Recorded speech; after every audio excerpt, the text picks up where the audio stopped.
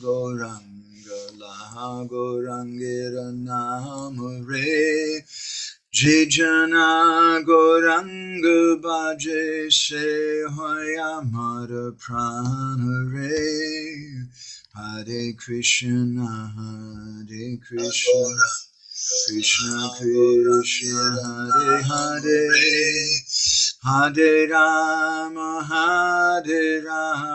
Rama Rama Hare Hare Yashaiva Padambuja Bhakti Labhya Prema-bhakti-candrika Padama Pumata Tasmai Jagan Mangala Mangalaya Chaitanya Chandraya Namo Namaste Chaitanya Chandraya Namo Namaste Chaitanya Chandraya Namo Namaste Madhavirapi Gopala Sri Kuryat Kripaya Jari Tadaiva Sambhaya Pitva Rishi Ustat Priya Janaha Shri Krishna Krishna Chaitanya Sasanatana Rupaka Gopala Raghunatha Brajabala Bapahimam Vanchakalpatarubhishcha Kripa Sindhubhya eva cha Patitanam Bhavanebhyo Vaishnavebhyo Namo Namaha Jai Shri Krishna Chaitanya Prabhu Nityananda Shri Advaita Gadadhar Srivasadi Gaura Bhakta Vrinda Hare Krishna Krishna Krishna Hare Hare Hare Rama Rama Rama Hare Hare. So I'd like to recite this verse together.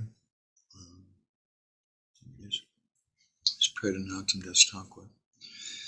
Shri Krishna Nama Amrita Vaishi Vaktra Chandra Prabhadvasta Tamo Bharaya Gauranga Deva Anucharaya Tasmai Namo Nama Shinarottamaya. Again and again, I offer my obeisances unto Srila Narottam Das Thakur. He is a true follower of Lord Gauranga Dev. The nectarian shower of the holy name of Krishna radiating from the moon of his mouth destroys the darkness of ignorance. So nice to see everybody here today. So we're going ahead now. This is the last couple of stanzas, 9 and 10. I don't think we'll get to 10, but we'll try to cover the first song in the 9th verse, which now about Narottam Das Thakur, he's been speaking about. He has his Mangalacharna, and then Shri Guru Charna Padma, he glorifies Gurudev, and then he speaks about the glorification of the Vaishnavas, and then in particular about the glorification of the 6 Goswamis, in particular Rupa and Sanatan. And we spoke something about why he did that, what the necessity was, because they are very, very special within our Goswamis. And now he's going on to say something about Sudha Bhakti Tattva. So let me share this on the screen. This is our verse for today. Bhagavata Shastra Marma Navavida Bhakti Dharma Sadahi Koriba Susevan Anya Deva Shraya Nai Tomare Kahila Bai E Bhakti Parama Karan. The 9 processes of devotional service are the essence of Srimad Bhagavatam. Oh brother, the best method of attaining loving devotional service is to always engage in performing these 9 limbs of devotional service without taking shelter of the demigods. So in this verse, there's a number of important points. Let's just overview it really quickly here. He's saying that first of all, that the Bhagavatam is Shastra Marma. It's the purport of all the Shastra. So this is coming right after his discussion about the 6 Goswamis. So from that, we can understand that several things. One is that all the Goswami literatures that he's mentioning before are based, they're the Marma, the Shastra Marma, the Bhagavat Shastra Marma, they're the purport of the Bhagavatam. And we see that all of our Goswami literatures, we have Brihad Bhagavatamrita, we have Laghu Bhagavatamrita, we have Sandarbhas, the 6 different Sandarbhas, all of which are completely based on the Bhagavatam, even in name. Laghu Bhagavatamrita, the little Bhagavatam, and Brihad Bhagavatam, the big Bhagavatam. But not just those literatures. If we look closer in Bhakti Rasamrita Sindhu, we'll see that the foundation of everything is the Bhagavatam. So the Bhagavatam is the Shastra Marma. It's the purport, the natural meaning of all the Shastra. Another meaning is that all the different literatures that the Goswamis have given are giving a purport of the Bhagavatam. And what is the essence of that? He's speaking now about Sudha Bhakti Tattva. What is the Tattva, the understanding, the truth about pure Bhakti? So we've offered our prayers, and now he's establishing what is the primary subject matter of Prema-bhakti-candrika, which is Sudha Bhakti. And the essence of that is Navavida Bhakti Dharma. That Dharma, or the essence of Bhakti, is found in these Navavida Bhakti, these ninefold processes. This is the essence of the Bhagavatam. Sadaye Koriba Susevana.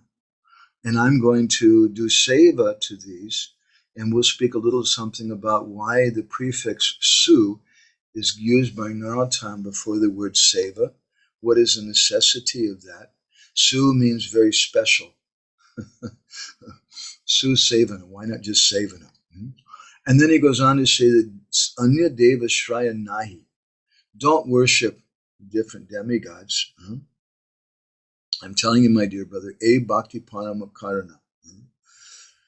You should take shelter of this Bhakti Paramakarana, this topmost method of bhakti, which rules out taking shelter of the devatas.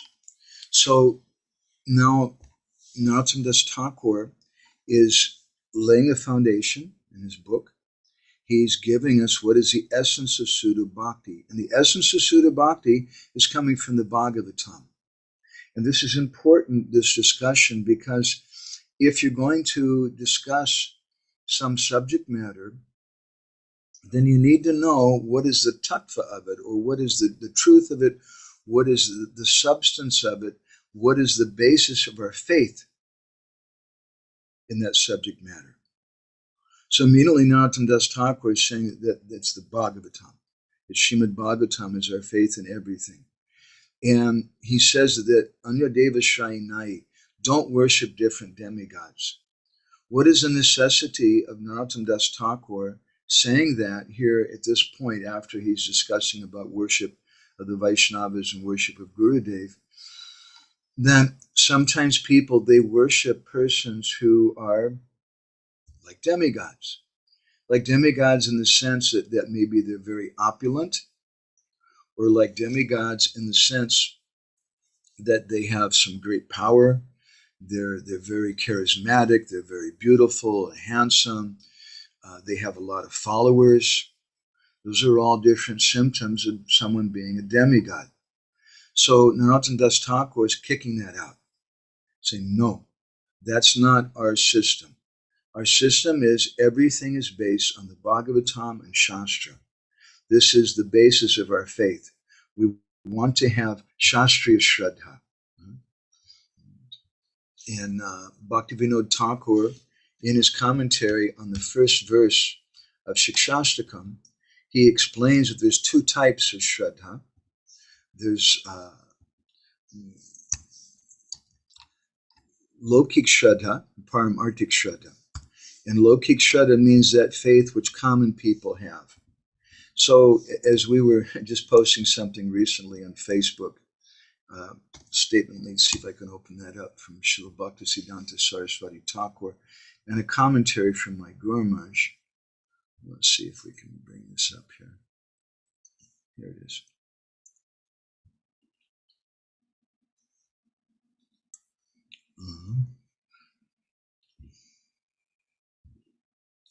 Srila Bhaktisiddhanta said, "It is, of course, no proof of the real success of any religious movement that it has been enabled to secure the allegiance of a large number of professed followers.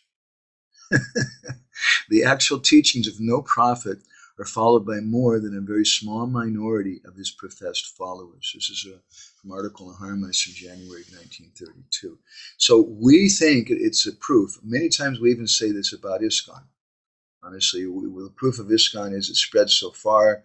We have so many members. Well, you can say the same thing about the Nazi movement in Germany under Hitler. He had so many followers, and they were all really convinced and things. So just having a lot of people doesn't mean really very much. My Guru Maharaj commented about this. I don't know if it's exactly about this particular quote, but it seems to be.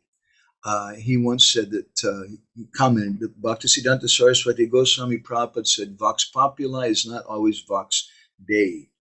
That means that deciding things by taking a vote is not applicable in the spiritual sphere, Paramartika Kshetra. It may be applicable in the material sphere, Bhautika Kshetra, but not in the spiritual sphere.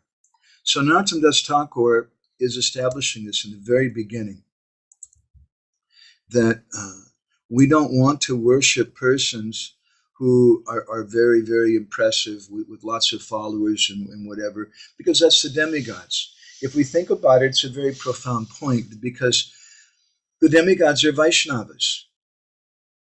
And not only they're Vaishnavas, but they're empowered Vaishnavas who've been given that post by Krishna to serve bhakti and to serve the Vaishnavas.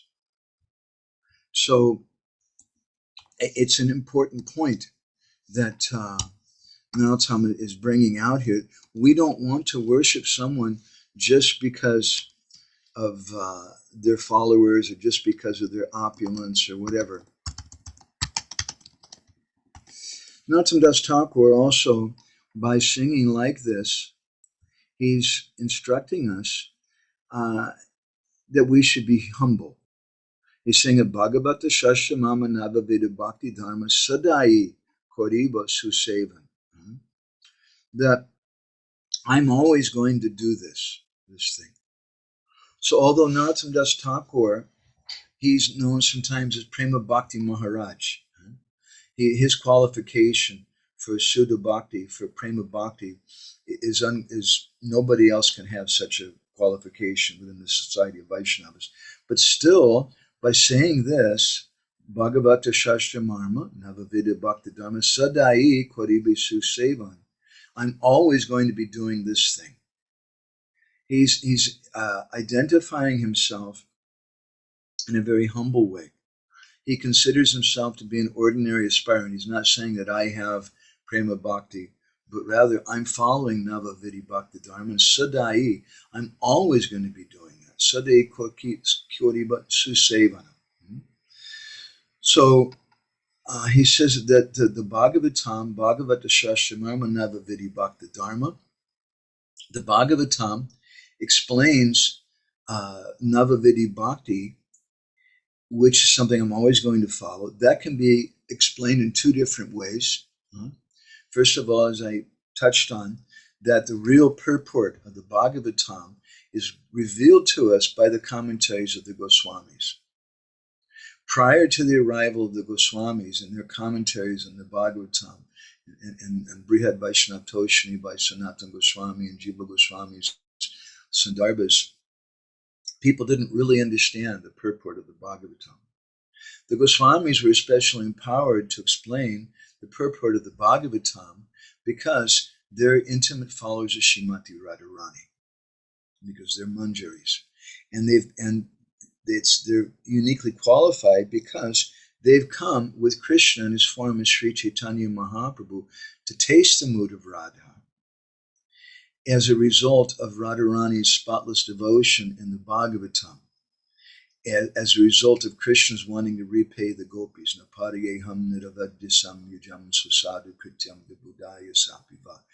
And our Goswamis revealed this is a real purport of the Bhagavatam. Sri Chaitanya Mahaprabhu is the real purport of the Bhagavatam.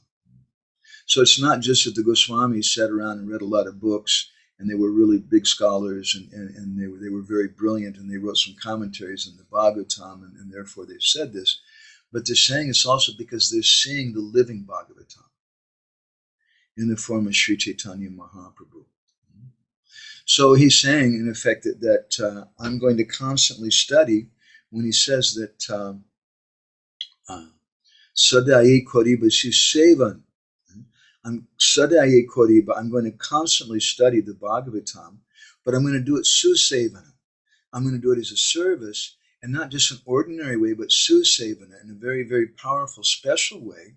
I'm going to do that by reading the commentaries of the Goswamis on the Bhagavatam, like Vaishnava Toshini, like Krama Sandarbha, and like all the different literatures of the Goswamis, which are all based on the Bhagavatam, which give the real purport of the Bhagavatam. And it's Susevana, it's the best service because I'm directly serving the purport of the Bhagavatam, who is Sri Chaitanya Mahaprabhu. So I'm not just reading the Bhagavatam, but I'm living the Bhagavatam by serving Sri Chaitanya Mahaprabhu. And he's saying that I'm always going to practice Sadei Koribe Susevana. I'm always going to practice this Navavidi Bhakti, because this is a natural duty of some of the living entity, all of whom are Krishna's eternal servants. So then the second meaning is that I'm always going to nicely render the Navavidi Bhakti, these 9 types of bhakti, which are the true purport of the Bhagavatam. So Prahlad Maharaj, in the 7th canto, chapter 5, he has given us a very important verse, which our Goswamis have given so many commentaries on. The Shravanam Kirtanam Vishnu Smaranam Padasevanam Archanam Vandanam Dashyam Sakyam Atmanivedanam Iti Pum Sarpita Vishnu Bhaktish Chena Lavalakshana Kriti Bhagavat Yada Tanmanoditam Uttamam. That this, following this Navavidi Bhakti, that these 9-fold processes of devotion, Prahlad Maharaj says, this, in my opinion, this is the greatest study. His father, Hiranyakashipu, who was actually also a great scholar and a great king in his demoniac kind of way, but still he was very learned in a material way, asked Prahlad one day, what's the best thing you've learned from your teachers? And Prahlad Maharaj gave this answer. The best thing is hearing and chanting, remembering Lord Vishnu, serving his lotus feet, worshiping him as a deity, offering prayers to him, serving him as a servant, becoming his friend, Atmanivedana, surrendering everything. This is the best thing that I've learned from my teachers. So Narottam Das Thakur here, though, he says that he's going to do seva these things, but not just seva, but susevana, which means that the person who desires their own welfare, we should practice these 9 processes so perfectly that it's not just sadei koriba sevan, that we should always do these things, but sadei koriba susevana. We should do it susevana in a very, very careful way, because our hearts may be polluted with so many different material desires. And by doing this in susevana way, then we'll quickly become purified, and then we'll go on to the platform of rati, and then on to prem. So we have to practice these things properly. So it begins with Shravanam. My Guru Maharaj commented on this once, that someone, this was his name, Shukadev Maharaj, once approached myself actually and asked me if he could speak with Guru Maharaj privately and if I would take him there. So I was very happy to do that. And I took him in without any idea whatsoever what he wanted to ask Guru Maharaj. And he told Guru Maharaj, he said that Maharaj, I appreciate your speaking on the Bhagavatam. It's so nice, but you're speaking for like 3 or 4 hours a day, and I don't see the devotees doing any service. So they should be doing service. So Guru Maharaj told him, Are Baba, he said, what kind of service can they do without hearing? So the first service that we need to render is we need to hear, Shravanam. And then after hearing, we can do all the other services. We understand something about it. So Shravanam is the foundation of everything. Then we can go on to Kirtan and Smarana and the remembrance of the Lord and serving His lotus feet and doing deity worship and offering prayers and all these other processes of Navadviti Bhakti. Jiva Goswami, in his Sandarbhas, he says that Tachcha Nama Rupa Guna Lila Maya Shabdanam Srotra Sparshaha. That what do we hear about? We want to hear about the name, the form, the qualities, the Lila Moya, the wonderful pastimes of Krishna.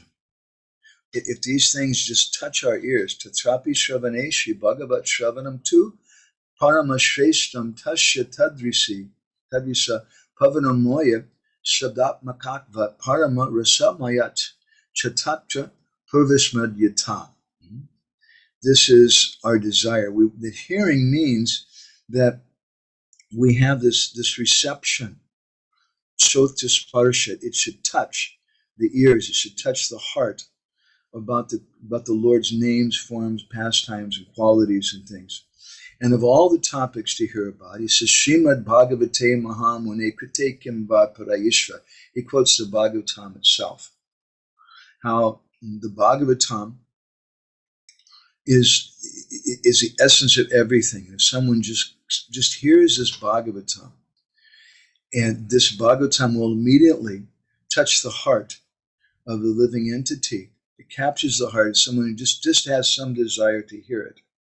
My Guru Maharaj would often comment on this point, Shushubi Takshanat. If we just have a desire to hear, and therefore this is the beginning of our bhakti, and it's based on the Bhagavatam, and it's not based on just following some demigods, Anyadeva Shrayanai, just because they have some position, even in an institution. The demigods, they're Vaishnavas, and they're like GBC members and temple presidents in terms of the universe, and we should give respect to them. And our acharyas have described that in many, many different places, that we give respect to the devatas. We do that for the pleasure of the Lord, but not just because they have a position, not just in a blind way. Narottam Das Thakur here, in a subtle way, he's indicating that we don't follow blindly. We follow someone who's doing Navadviti Bhakti, not just someone who's a Devata.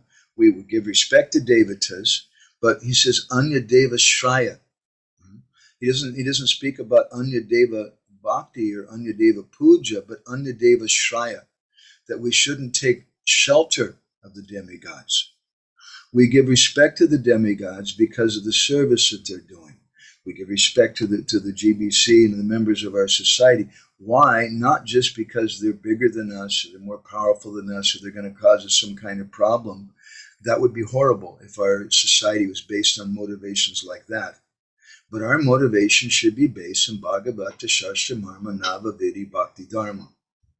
That this Bhakti Dharma, the essence of Bhakti, the Shastra Marma, the essence of all Shastra is the Bhagavatam statement about Navadviti Bhakti, to follow this 9 process of devotional service. And we respect leaders, persons who are doing this. We respect the Devatas because they're doing this. We respect anyone, whether they're a small child, or whether they're an old person, whether they're rich, whether they're poor, whatever their situation, whatever their gender, whatever their nationality, whatever their caste, whatever their species may be. We learn from the Bhagavatam that although Hanuman is born in a monkey race and Jambavan is a bear, still we give great respect to them because of their bhakti, not just because of their size or because of their cleverness or whatever. So Anya Deva Shrayanai, we don't take shelter of the Devatas in that way, but we support the good work of the Devatas by taking shelter of Navadviti Bhakti. And all of that begins with hearing Srimad Bhagavatam. So there's no other literature which so quickly can capture the Lord. Shrimad Bhagavate Mahamune Krite Kemba Paraishvara Sadya Hridyavarudate Krititibi Shu Shu Shibhistakshanat. Bhagavatam 112 describes that this Bhagavatam, it's just by hearing it, it captures the heart and it gives one the essence of everything, Shastra Marma. This is the essence of all the Shastra. So, Sadayi Koribe Susevana. I want to always serve the Bhagavatam in this way by following this Navavidi Bhakti. So, the Shravan is the beginning of everything. And the Shravan, especially Jiva Goswami says, we want to hear, especially in this age, about the glories of the holy names of Krishna. We want to hear about Nam Tattva. And then we want to hear about the Nam Guna Rup Leela. We want to hear about Krishna's form, Krishna's qualities, Krishna's pastimes, because those things will attract us to Krishna. Krishna in the Gita, he says that I've come here just to give these pastimes. And if someone realizes these pastimes in tattva, in truth, then they won't take birth again. They'll get Krishna Bhakti. So Jiva Goswami in Bhakti Sandarbha also, he's indicated that this Nam Tattva, or this Nam Kirtan, he says with the phrase Kirtanakya Bhakti, he indicates that all these different types of bhakti, Navavidi Bhakti, should be done in connection with the holy name. And we were speaking about that recently here in Debrecen at the restaurant and telling the devotees that how is it that you've gotten the good fortune? There's so many people working in the city, and out of all the hundreds and thousands of people in the city, how many of them are able to come every day and do service and help in prasadam distribution? It's amazing. How did you get that good fortune? That good fortune was attained by you through the holy name. By chanting the holy name, you've gotten some adhikar. By chanting the holy name, we'll get qualification for everything. So that's how you've gotten the service. And the essence of that service, while you're cooking, while you're cleaning, while you're putting out the tables and doing whatever, what should you be doing? You should be chanting Hare Krishna. Because that'll give flavor to the prasadam, that'll give flavor to your service. And then after doing the service, what do you pray for? What do you want from the Lord? You want the holy name. So you may be doing so many different types of services, cleaning the kitchen, cleaning the pots, collecting the vegetables from the market, cleaning the vegetables, cooking, serving out people, making the offering. You may be doing so many different services, but the essence of all those services are in the holy name. In Kirtanakya Bhakti, whatever services you're doing should be connected with the holy name. So Jiva Goswami, Narottam Das Thakur, by saying Bhagavata Shastra Marma Navavida Bhakti Dharma Sadye Korki Basu Sevana Anya Deva Shainai Tomare Kahila Bhai E Bhakti Paramakarna. He's given many subtle purports in this. That another subtle purport here is that Anya Deva Shainai, we don't take shelter of the Devatas, but we may practice Navavidi Bhakti with them. And if we see that they're practicing Navavidi Bhakti, then we're very happy. That practice of Navavidi Bhakti is Susevana. Whereas the demigods may be doing seva, some kind of service, that's nice, but Suseva means that we're doing Navavidi Bhakti. And in particular, Jiva Goswami in Bhakti Sandarbha points out that we should be chanting the holy name. And this Kirtanakya Bhakti, this name is the essence of all the different processes of bhakti. So if we take shelter of the holy name, then we find bhakti becomes very tasty. So the Goswamis have taken the Bhagavatam as the essence of everything. It's like the seed. And from that Bhagavatam, they've given us Brihad Bhagavatamrita, Laghu Bhagavatamrita. They've given us so much rasa, so much siddhanta, so much philosophy. And they're calling these books of Bhagavatam. The pastimes of Chaitanya Mahaprabhu are described in the Chaitanya Bhagavat, in Chaitanya Charitamrita, and also in books like Prarthana and Prema-bhakti-candrika. These books also are very, very powerful. And if we hear from these books regularly, then very swiftly all of our unfavorable obstacles will go away. So this is susevana. This is practice. This is good service. This is a good service in terms of hearing. Now, after we've heard, after Shravanam, next comes Kirtanam. So then we've heard how to do Kirtan. We've heard what is the Maha Mantra. Sometimes devotees, they go out on Harinam. We'll be going out on Saturday in Agar in the morning. And the devotees, oftentimes, they carry a sign with the Maha Mantra. And sometimes we get people to chant responsibly the whole Maha Mantra. So they hear it from us. And then after hearing it, then they can do Kirtan. So that how can you do Kirtan unless you've had Shravan? Unless you've heard about Krishna, unless you've heard the mantra. That Kirtan, moreover, means doing loud Kirtan, susevan, in a very nice way, of the wonderful names, the guna, the quality, the lila, the qualities and pastimes of Krishna. So this is a process in this age, and people should understand this. We should understand deeply the importance of Nam Sankirtan, and not just become caught up with the other process of Navavidi Bhakti, in particular Archanam. Sometimes devotees think, well, Archanam is so very, very important, and it is important, and it shouldn't be neglected. But they think that I don't need to do so much chanting of the holy name. Now I'm directly serving the Lord. But we should understand deeply the Kirtanakya Bhakti, that all of these things are involved with the holy name. And if someone may be a devata, they may be a great personality, but we don't take shelter of them alone. We take shelter of the activities of bhakti that they're performing. And if they're doing some activities of bhakti, Navavidi Bhakti, but it's not Navavidi Bhakti, it's not Nava, they're not hearing properly, or they're not doing kirtan properly. They don't understand the importance of kirtan in connection with all the different angas of bhakti. Then how can we take shelter of them? They may be a good manager, and we could cooperate with that. We want to cooperate with the society, but to take shelter of them, that's another thing. So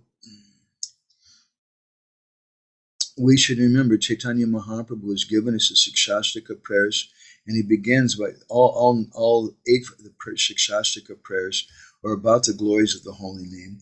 And the first verse gives everything in a nutshell, that we should chant properly. And then the second verse describes that I'm very, very unfortunate. And why am I very, very unfortunate? Because I'm doing some offense to the holy name.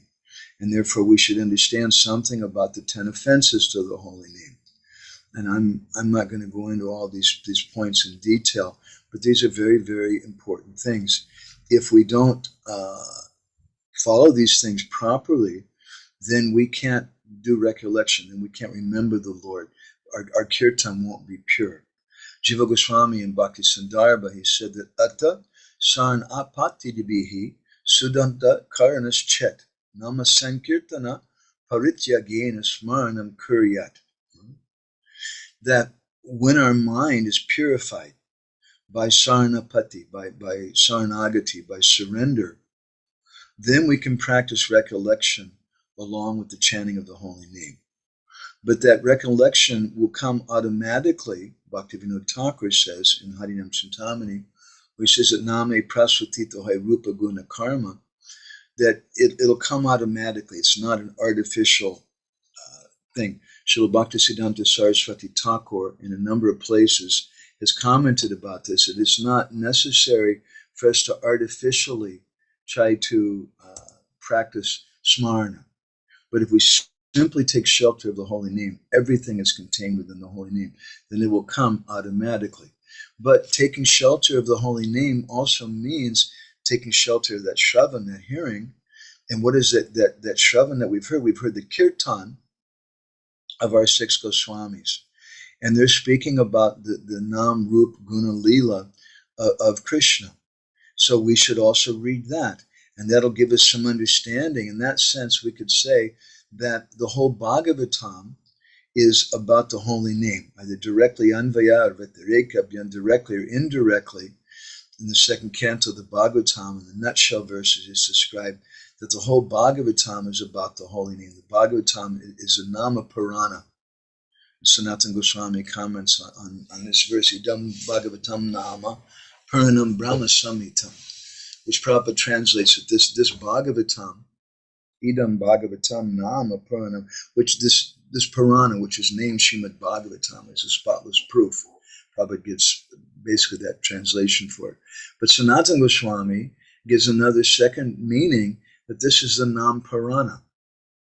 This is the book which is all about the holy name.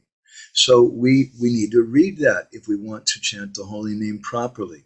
It doesn't mean that we read while we chant, but we should have some foundation because this will come to our mind. Our mind should be soaked in the words of the Bhagavatam and the words of our Goswamis, so that when we chant, automatically these things will come up in our mind, not in an artificial way, but in a natural way. It's part of our Shravan, and it becomes part of our Kirtan then. So when we begin to look for Krishna's names, we begin to naturally remember those. Shravanam, Kirtanam, Vishnu Smaranam. Then comes Smarana. And Smarana indicates Marana. Marana means death. Smarana means remembrance. And I was at, I think it was Jagannath Das Babaji once commented that Smarana comes after Marana. That remembrance comes after we've died materially. So Shravanam Kirtanam Vishnu Smarana. That we practice Shravana, we hear, and then comes Kirtan, and we do Kirtan based on what we've heard. And then from that Kirtan, automatically we'll go very, very deep. And Smarana will arise. And that Smarana indicates Marana. It indicates that our mind becomes completely absorbed. We have dhyana, we have dharana, we enter into samadhi. This is susevana. This practice of susevana, smarana, in each one of these Navavidi bhakti processes, it goes along with this phrase of susevana. If we practice this, then we'll come to the point of bhav samadhi. We'll become completely absorbed. If we do proper hearing, and then we do proper kirtan, and then Vishnu Smarana comes naturally. And then will come Padasevana. And Jiva Goswami, he comments, Padashabdo Bhaktyaiva Nirdishtaha. He says that the word Padasevana, indicates Bhaktyaiva Nirdishtaha. It indicates great bhakti or great respect. Tata Sevaya Sadaratvam Vidiyate. So in other words, it's not just that we serve only the Lord's feet, when in the phrase Padasevana of Navavidi Bhakti, but we're also serving all the different parts of the Lord. We're serving his hands, we're serving his feet, we're serving his lotus face, we're serving his mouth, we're serving all the parts of the body of the Lord. And Susevana, again, we're doing that with the greatest respect, the greatest attention. Seva here generally refers to some formal worship that we do in the temple, Padasevana. In the Bhagavatam, in the fourth canto, Prita Maharaj speaks about this.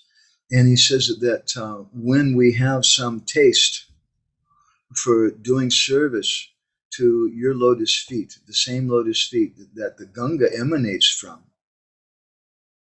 when that taste awakens for that, then all of our lusty desires and things will go away. And therefore, Muchakunda, he's described in the Bhagavatam in chapter 51 in the 10th canto. Nakama yenyata vapada sevana akinchana pratyatamat varam vibo araja kastvam hyaparavagardamhe vinito haryo varam atma bandhanam. He prays to the Lord, Muchakunda Maharaj. He says that all that I want is padasevana. I just want to serve your lotus feet. This is my realization. I did Shravana, I've heard about you, then I started doing Kirtan. By the result of that Kirtan, my heart became purified, then I was able to do Smarana, and now from doing Smarana, then this intense desire comes that I just want to serve your lotus feet. And that's my everything. So Padasevanam, and then what comes after Padasevanam then is Archanam. And all the Vaishnavas who are initiated, and by mantra, they should worship a particular form of their deity, and this is known as the Ishtadev. So in Navavidi Bhakti, Jiva Goswami explains that Shravanam, then Kirtanam, then Vishwasmaranam, then Padasevanam, then Archanam. So we've gone through these different aspects. We first heard, then we've done Kirtan based on what we've heard. Then as a result of that Kirtan, we come to the point of Smarana. Then from that Smarana, we come to Padasevana. We have an intense desire to do service of the Lord, which manifests then as Archanam. That I want to worship.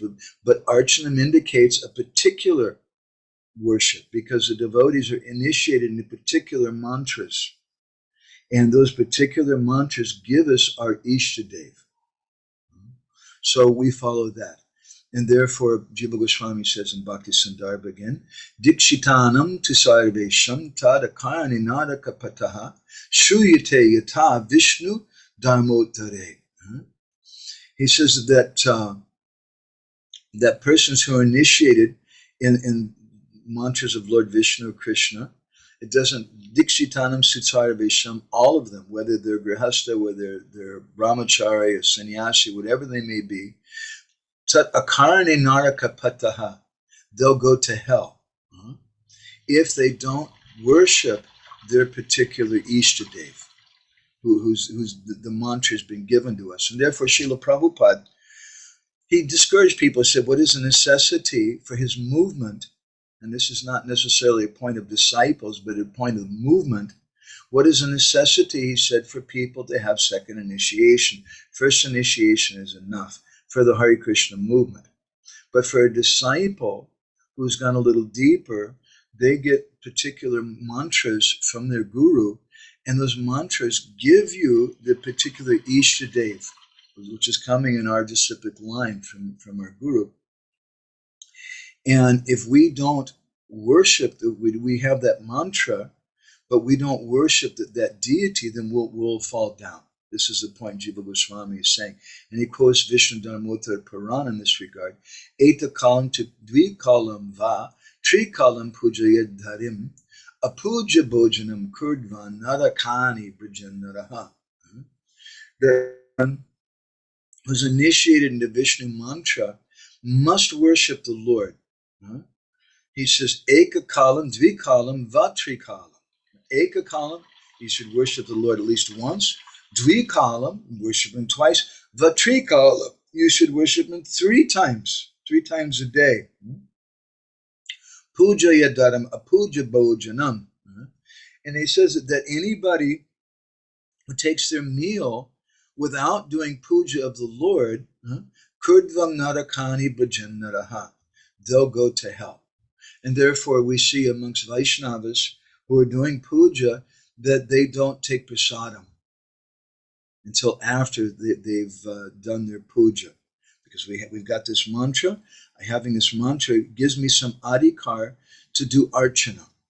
Otherwise, what's the necessity of having the mantra? We can just chant Hare Krishna and that will give us everything. And there's some connection also between the Gayatri mantra and the holy name. But in essence, the holy name manifests in the form of a deity. After doing Shravanam, Kirtanam, Vishnu Smaranam, Padasevanam, then comes Archanam, that the Lord will manifest in a particular form from our heart. And then we should worship the Lord in that form if we've gotten that mantra. So this is very important, especially, Jiva Goswami says, for householders. Yetu sapatimanto grihastas tesham tvarchana marga eva mukyaha. This is the mukya marg, or the primary path, especially for householders who are wealthy. Sampatimanto grihastas, they're wealthy householders. He says if they don't worship the Lord in a nice way, tadakritvahi niskenchanavat keva smarnadi nistatve vittasatya pratipatishyat.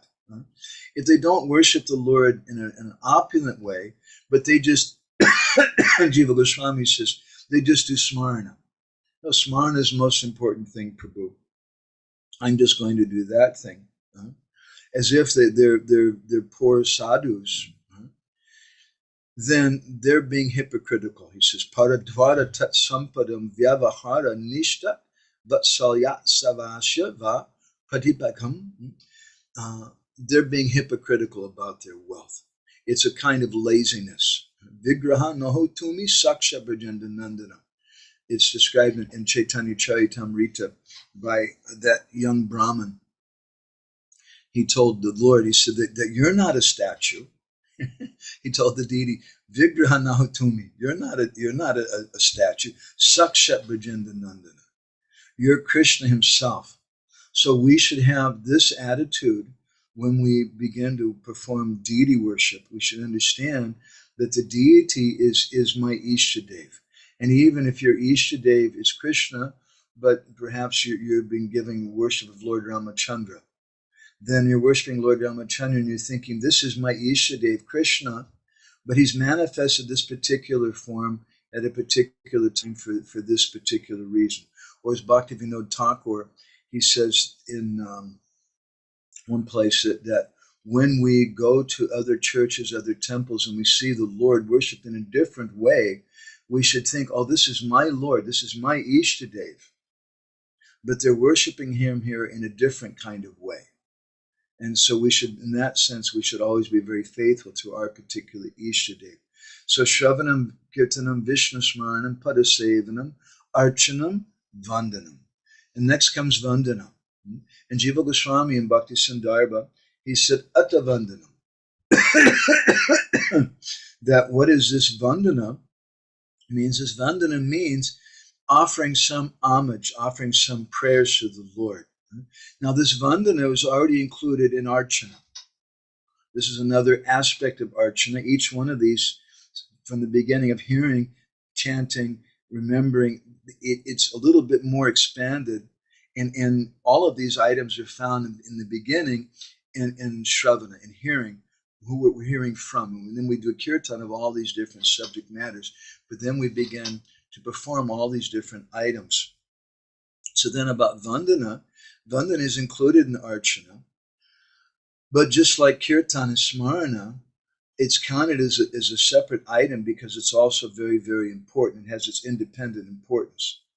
So devotees, we hear about the Lord's qualities and pastimes. And then, excuse me for a moment, let me take a lozenge. The devotees, and out of humility, they may think that they're not qualified to look out for to search out those attributes of the Lord, to directly engage in the service of his lotus feet. And so, thinking in this way, they may just think, I'm just going to offer obeisances to the Lord. I'm going to do archanam. But the Jiva Goswami says, no, it's not just archanam, but you should go on to vandanam. You should go on to say something particular to the Lord. My Guru Maharaj used to say that Krishna likes confessions. And this is an important aspect of offering prayers, is dainya. We have to express our particular situation. Jiva Goswami in Bhakti Sandarbha, he speaks about this also. And he says there that there's two types of bhakti. There's kaitava bhakti and akaitava bhakti. So bhakti with cheating and bhakti without cheating. So bhakti without cheating means honest bhakti. It doesn't mean that I'm a pure devotee, but I'm being honest. I'm a very, very fallen person, and I'm coming before you in that way. That's akaitava bhakti. We own our faults, and that gives power to our vandana. And so then, after vandanam, Shravanam, Kirtanam, Vishnu Smaranam, Padasevanam, Archanam, Vandanam, Sakyamatmi Nivednam, Dasham, Sakyamatmi Nivednam, comes servitorship. Lord, when we have the attitude that I'm the Lord's servant, that becomes my mamata, my connection with the Lord, my identity, that I have this connection with the Lord. I'm his servant. That's Dasya Bhakti. Out of many, many thousands and thousands of births, Jiva Goswami says, Janmantara Sahasresu Yashashan Mata Idrisi. And after thousands and thousands of births, someone may come to have the conception that I'm the servant of the Lord, by having this attitude of dasya. So this vandana gives birth to this, that now I understand that my inner position is a servant of the Lord. And now I'm going to perform all these previous activities still, and especially with kirtan, in the mood that I'm a servant of the Lord. That this is my conception of myself is a very, very deep and very high platform. So then Atta Sakyam, next process is that we have the attitude of friendship. And Jiva Goswami, he defines this, he says, Tachcha Hita Sansananmayam Bandhu Bhava Lakshanam. That this attitude in which we desire the Lord's welfare, that's sakya, that's friendship. Not just, we may make friends with somebody, and sometimes we have a misunderstanding of what is friendship even. You say, do you know such and such person? Oh yeah, he's my friend. Because I see him every day and I say, hey, how's it going? I ask him, was it okay for you? You're out of the hospital now. Is your sickness okay? How is your wife doing? I always talk to him. He's my friend. But he's not really a friend. He's just an acquaintance. But friendship comes when we desire that person's welfare. In particular, with other persons, that friendship comes when we do kirtan together. We practice bhakti together. So, towards the Lord, Jiva Goswami, he says that this bhava lakshanam, this friendship, the symptom of this thing is given in the 14th chapter in the prayers of Lord Brahma, in the 10th canto. Yamityam paramanandam mitriyatra tataiva mitrapada nyasat. That Lord Brahma, he praises Krishna as the mitra, the friend of the Brijbasis. So Krishna is described sometimes by Srila Bhaktisiddhanta and by different acharyas that the only reason we worship Krishna is because the Brijbasis like him. And Krishna, he's always wanting to get the goodwill, the blessings of the Brijbasis. So that's Sakyam. And then Atmanivedanam, Jiva Goswami speaks about also. Atmanivedanam means self-surrender. And Jiva Goswami says, Tachcha dehari sudatma prayantasya saiva tabhavina tasmin ivarpanam. The ivarpanam, we offer everything, arpanam, everything that we have, we offer to the Lord. We offer our soul, Tachcha dehari, deha adi. We offer our body. We offer everything that we have for the Lord's pleasure because we belong to the Lord. So then, Narottam Das Thakur, he says, Anya Deva Shrainai Tomare Kohila Bhai E Bhakti Parama Bhajan. This is Param Bhajan of Bhakti. This is the topmost bhajan of Bhakti. Don't take shelter of the Devatas.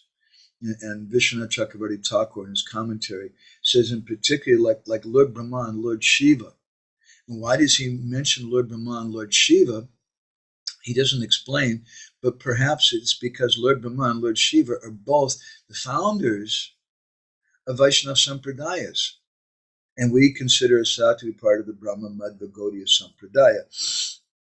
So, but Narottam Das Thakur is saying, don't take shelter. Anya Deva Shraya Nahi. Don't take shelter of Lord Brahma, Lord Shiva. In other words, take shelter of Bhakti. And by taking shelter of Bhakti, you're properly worshiping, you're properly respecting Lord Brahma, Lord Shiva, you're properly respecting Gurudev. And we should take shelter, worship Krishna in that way. And how do we worship Krishna? In the best way, Bhajanera Madhya Shresha Navavedi Bhakti, by taking shelter of this Navavedi Bhakti. So I'm going to stop there. And we'll finish this chapter 1 in our next session with a very, very important verse, Sadhu Shastra Guru Vaki Hridoya Koriya Aikya, which will speak something about, it's further expanding the points we've been making that Narottam Das Thakur has been presenting about what is the basis, what is the foundation of bhakti.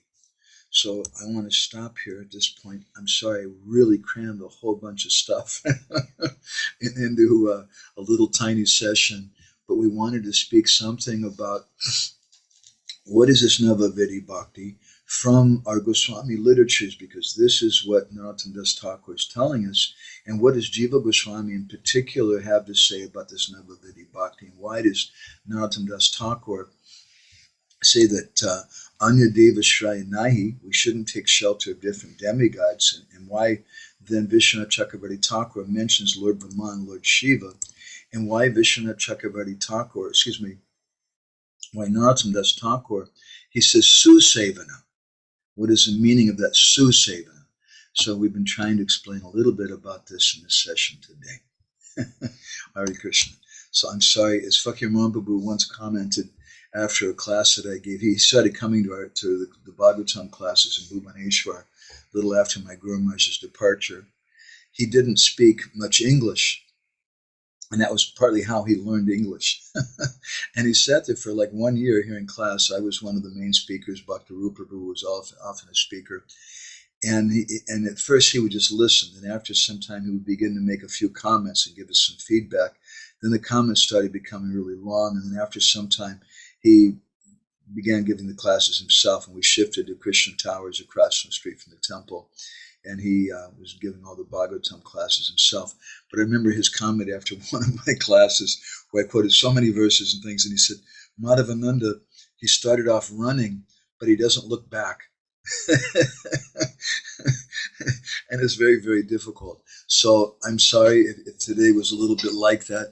I fear that this would have been really nice to fluff out into 2 or 3 weeks, this one particular verse, and speaking about Navavidi Bhakti and Nahi Ayashraya Deva. We don't take shelter of other different demigods. But I fear that if we do that, then this Prema-bhakti-candrika Katha is going to take forever and ever. So anyway, I want to stop there. Oh, there's some comments in the chat. Let me see here. Wow, a whole bunch of comments. Ujjwala Resiga. Ujjwala Resiga's comment, she's not here physically, but anyway, she says, can we say, we're going to go ahead and take comments and things now. We'll go ahead and start with Ujjwala Resiga. Can we say that Srimad Bhagavatam is knowing Nam Rup Guna Lila, while Harinam is the experience or perception of the very same thing? Well, the Srimad Bhagavatam describes Nam Rup Guna Lila. The Srimad Bhagavatam is a Nama Purana, the book which speaks about all of that, and it tells us it's the guidebook for Harinam. And then Harinam will give us Name Prasvatito Hai Rupa Guna Karma.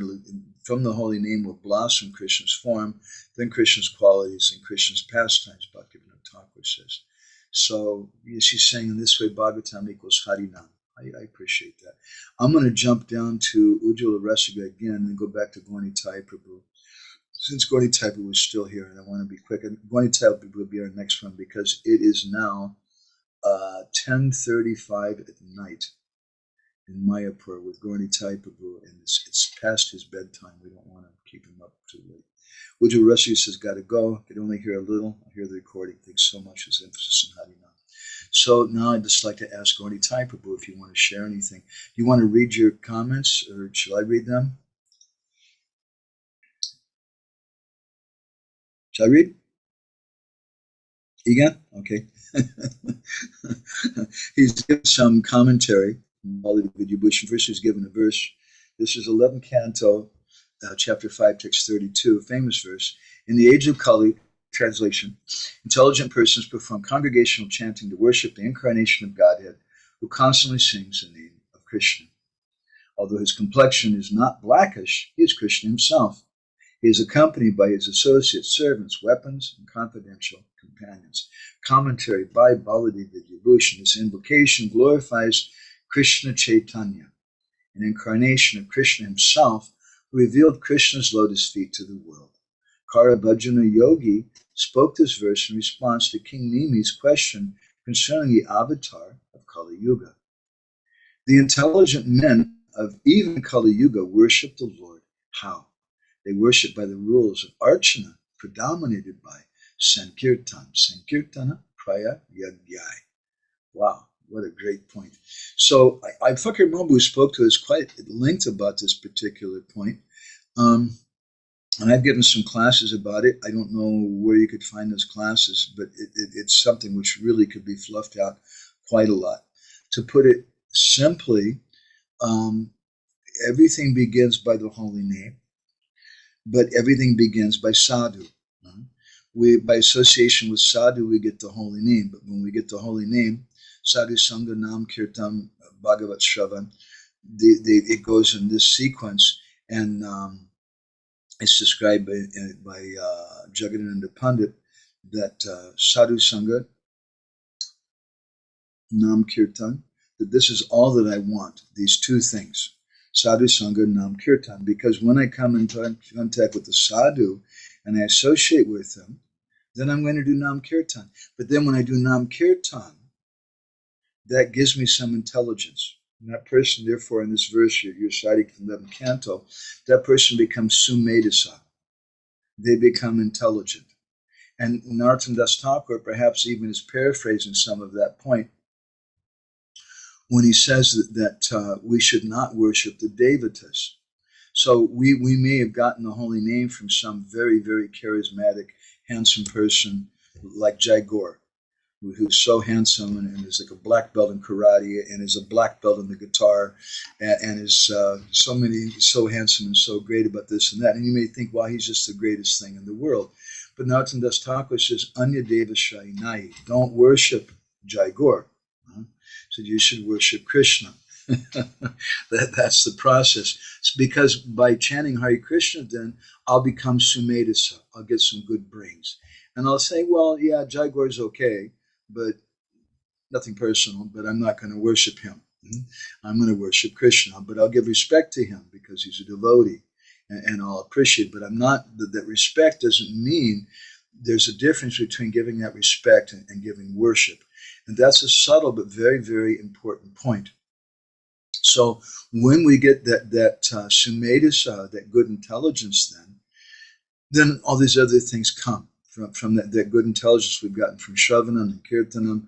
Then Smarana comes naturally in Padasevanam, Archanam, Vandana. And this arises in an Archana. We begin to worship the Lord through Archana, which is predominated by Sankirtan. Bhaktivinoda Thakur has given us two books, Harinam Chintamani and Bhajan Rahasya. And Harinam Chintamani was his beginning book for people. It speaks a lot about the offenses to the holy name and that.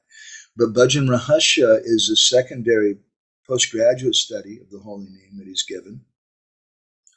And he's explained how the different words of the Mahamantra, how they correspond with different aspects of the verse which Rupa Goswami is given in Bhakti Rasamrita Sindhu, Ado Shraddha Tata Sadhu Sangha, that in the beginning we begin with faith and then we go all the way up to prema. And Bhaktivinoda has also said that each one of these words in the Mahamantra, each pairs of these words, also corresponds with one of the eightfold pastimes of the Lord. So by chanting the holy name, these things will arise. By chanting the holy name naturally, because we're chanting, and what is that prayer? Srila Prabhupada, in the very first time that he began to describe the meaning of the chanting, on the cover of the record album, as Srila Prabhupada began saying, the cover of the record album, he spoke about this chanting of Hare Krishna as a prayer for service. And we spoke about this in a few previous sessions, how bhakti involves seva. Bhakti intuitively means service. So that service, then, we have this desire through chanting. And then the Lord will manifest a particular form by the dint of our kirtan. And we see this in our movement. In 26 Second Avenue, the devotees were just doing kirtan. And then after some time, the deity form of the Lord came. In San Francisco, the form of Lord Jagannath just appeared on his own. Mother Malati picked up that deity with a 5-finger discount, some people say, and brought that deity back before Srila Prabhupada. Jagannath appeared by the chanting of the holy names of the devotees. So that worship by the rules of Archana predominated by Sankirtan. They're doing Archana, but they understand that the form of the Lord is a result, is come because of my Kirtan. And then what do I want to get from my worship of the Lord? I want to get the holy name. And what is the basis of my worship of the Lord? While I'm dressing the Lord, while I'm doing artik for the Lord, while I'm collecting the paraphernalia, while I'm cleaning the things, while I'm giving bath to the Lord, or whatever aspect of Archana that I'm doing, I should be chanting Hare Krishna, because that will please the Lord and that will give strength to my Archana. So they're worshiping the rules of Archana. And Bhaktivinoda Thakur in Bhajan Rahasya, he gives a deeper understanding of chanting, and at the end of the book, he gives a very short Archana Padati, or a short description of doing Archana, doing deity worship. But we think of that deity worship as a manifestation of our kirtan. And if someone stops doing kirtan and just does deity worship, and even they're thinking, well, I'm going to do 8 hours a day of deity worship, but they stop their chanting, then they'll fall down, because that deity worship is based on kirtan. So, is that helpful, Gaunitai Prabhu? Egan? You're okay? Yes or no? Your health is all right? Yes, I'm okay. My difficulty is I'm not alone, so I cannot really speak. Okay. But I'm perfect.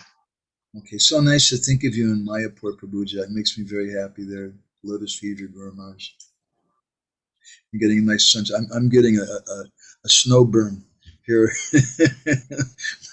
Now in Debrecen, there's like about 4 inches of snow outside, and it's freezing cold.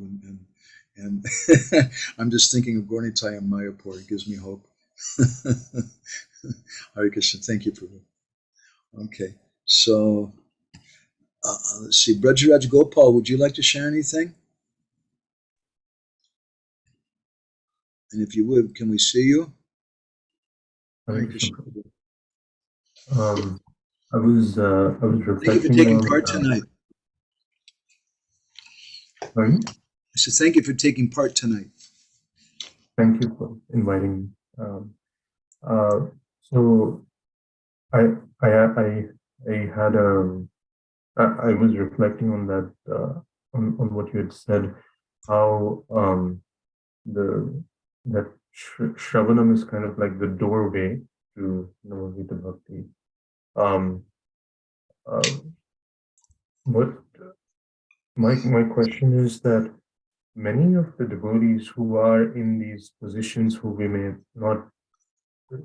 not fully respect, like this BBC temple president, whenever I've spoken to them, they are of this conviction that they are doing service.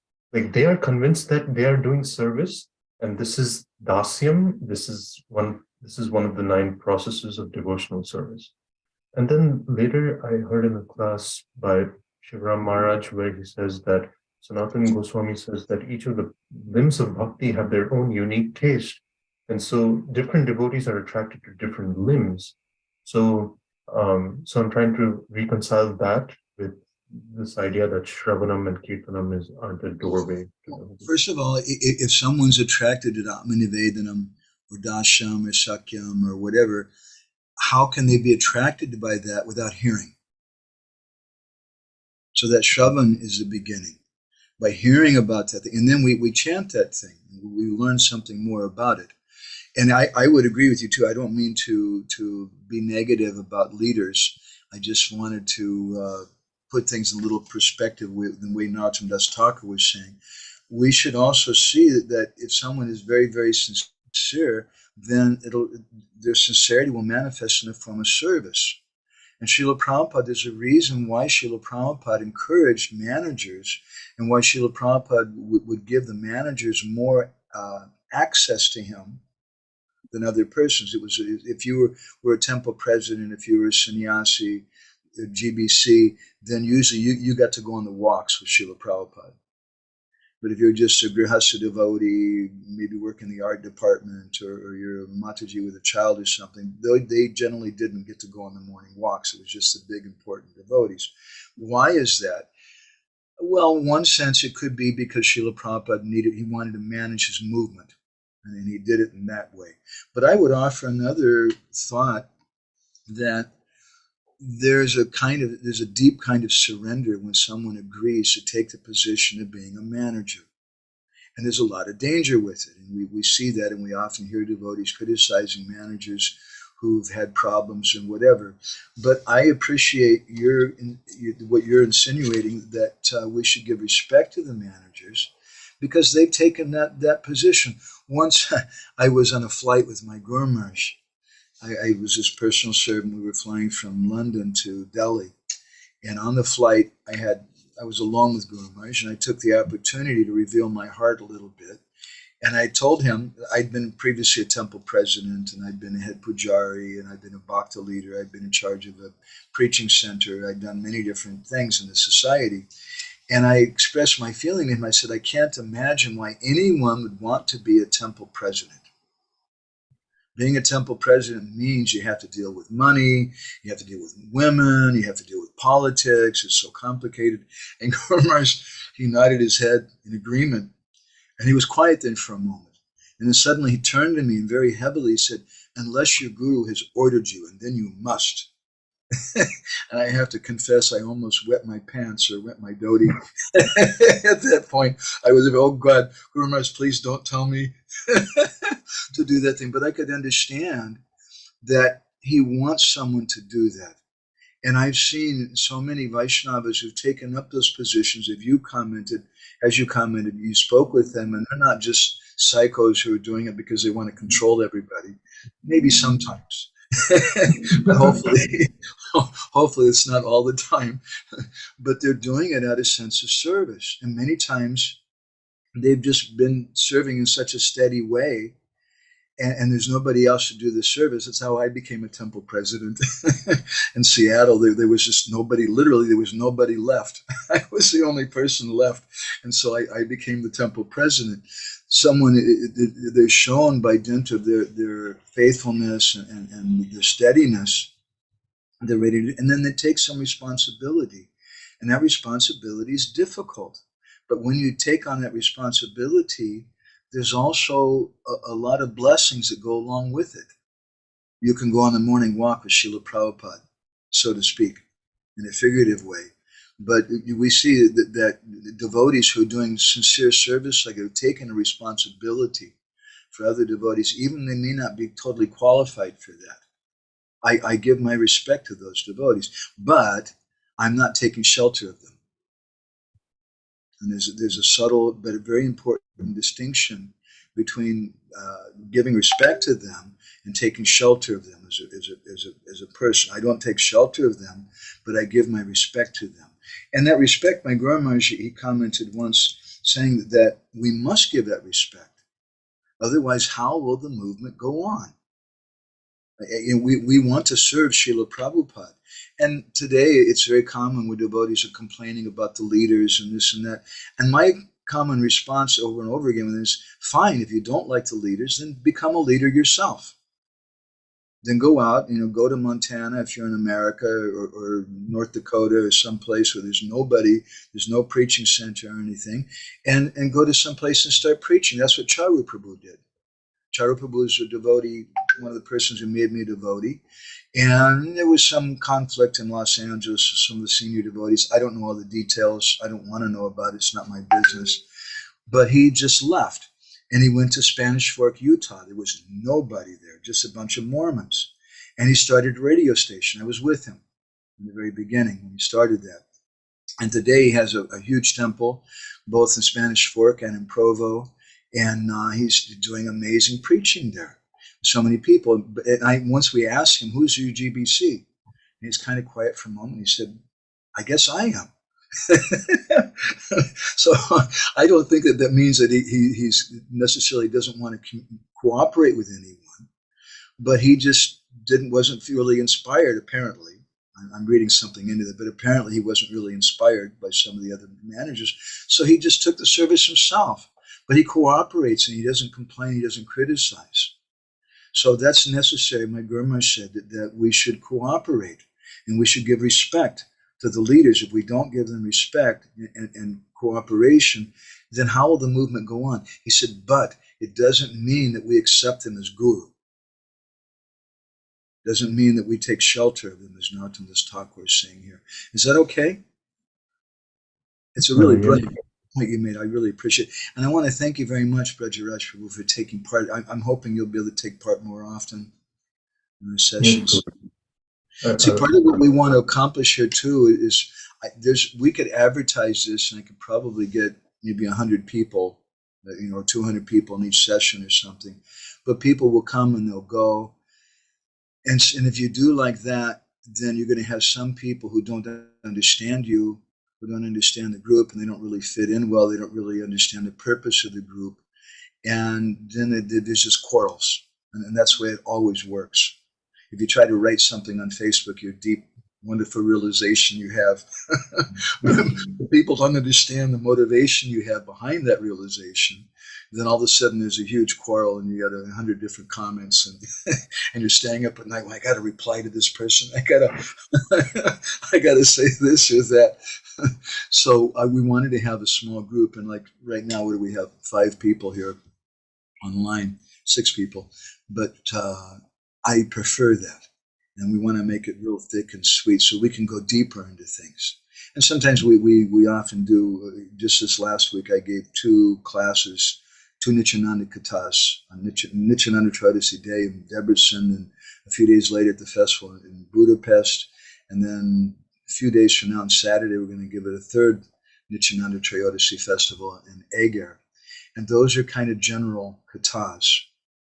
Although a lot of the people coming are friendly with us and know us, but still it's not the same as something we can do in a small group like this. Mm. So this is an opportunity to make friends with the other devotees here and to hear from each other and to share things. Mm. It's my little speech. Prabhuji, if you don't mind, can I ask you one more question? Sure. Since Shravanam is the gateway to Navaveda Bhakti, this has been my personal experience. When I've been hearing Bhagavatam over the years, and I've been trying to practice for now a decade, I've seen that my interest in hearing about Bhagavatam had been going down and down and down. And I could not put a finger to what was the reason. But then in the last 2 years, I've started hearing your katha. I started hearing the katha of many senior Vaishnavas who their katha is nourishing to my heart. And then it felt like I must be very, very stringent on who I listen to. I cannot just listen to anybody. So it seems like Shravanam will only give the fruit of the entrance to the other 9 processes if we choose the right person to listen to. So since we have limited time, is it okay to be very picky about who we listen to, even if other devotees who we were listening to are offended because we're not listening to them anymore?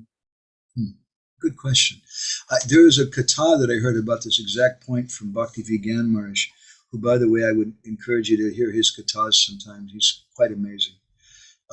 He spoke at the last Bhakti Sangam festival when it was in Crimea, before Mr. Putin liberated it. So anyway, there was 14,000 devotees there that year. And I was one of the speakers that Radhanath Maharaj came there that year. That's why there's so many devotees who came. But the Bhakti Vigyan Maharaj gave this amazing talks from Bhakti Sandarbha about hearing, about this exact point. And speaking from Bhakti Sandarbha, he made the point that in the beginning, we're just hearing, Shravanam. And we're just hearing from so many people. We go to Bhagavatam class. And by going to Bhagavatam class, I'm hearing Bhagavatam. Maybe I'm hearing from an advanced Vaishnav. Maybe I'm hearing from an advanced Vaishnav that I have a connection with. Maybe not. Maybe I'm just hearing Bhagavatam and it's part of my cooperation with the community, because I want to have a community, I want to be part of a community. Our community is based on hearing and chanting. So I'm going to that class, but maybe I'm not so inspired by the speaker. But my Guru Maharaj was asked this question many times: what do you do if the speaker's not up to par, if he's not such a proper speaker? Guru Maharaj said, no problem. You just hear the verse and the purport. You hear the holy name being spoken. And he told a story about one sannyasi associate of his, one friend of his, it sounded like from Gaudiya Mutt, who liked my Guru Maharaj very much. And Guru Maharaj invited him to come to ISKCON Mayapur one year. And so they went together, and every day they were going to Bhagavatam class. And that sannyasi was listening very happily and smiling and things. And my Guru Maharaj afterwards asked him, he said, you don't speak English. So what's with the big smile and the happy look on your face? And he said, I heard the verse that they were quoting. So he would give that example. But Bhakti-Vigyan Maharaj, he pointed out that in the beginning of our Shravan, it's kind of like khichdi. And we're just, you make khichdi with whatever's in your refrigerator, your leftovers. You got a carrot that's starting to go bad, so you cut the bad parts off, you put the carrot in, and just whatever is there, that's your khichdi. It's just random. But after hearing from some time from many different persons, Jiva Goswami says, you'll develop an attraction to a particular person. And that attraction, Maharaj explained, should be on the basis, hopefully not just on the gyan or the information content that the person is giving. And some people are attracted by that. And they come and they show up with a pad of paper and a pen, and they just want to take notes and everything and collect all the information. And they like certain speakers because they're very much information oriented. That's not so high.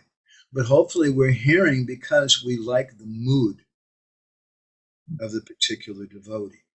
And we see that in the case of Srila Prabhupada. The devotees were hearing from Prabhupada. They loved him. And it wasn't just the information content that Srila Prabhupada was speaking, but they loved the mood of Srila Prabhupada. And so when we find some Vaishnava like that, because in the beginning, Ado Shraddha Tata Sadhu, in the beginning we have some faith in sadhu, but it's general faith. But after some time, after hearing from different sadhus, then I really like the mood of this particular sadhu. And then we start hearing more from that person, and then that person becomes, generally speaking, either the Diksha Guru or the Siksha Guru or both. Is that helpful? And then there's no offense in that. Let me go back a little bit to answer your question a little more.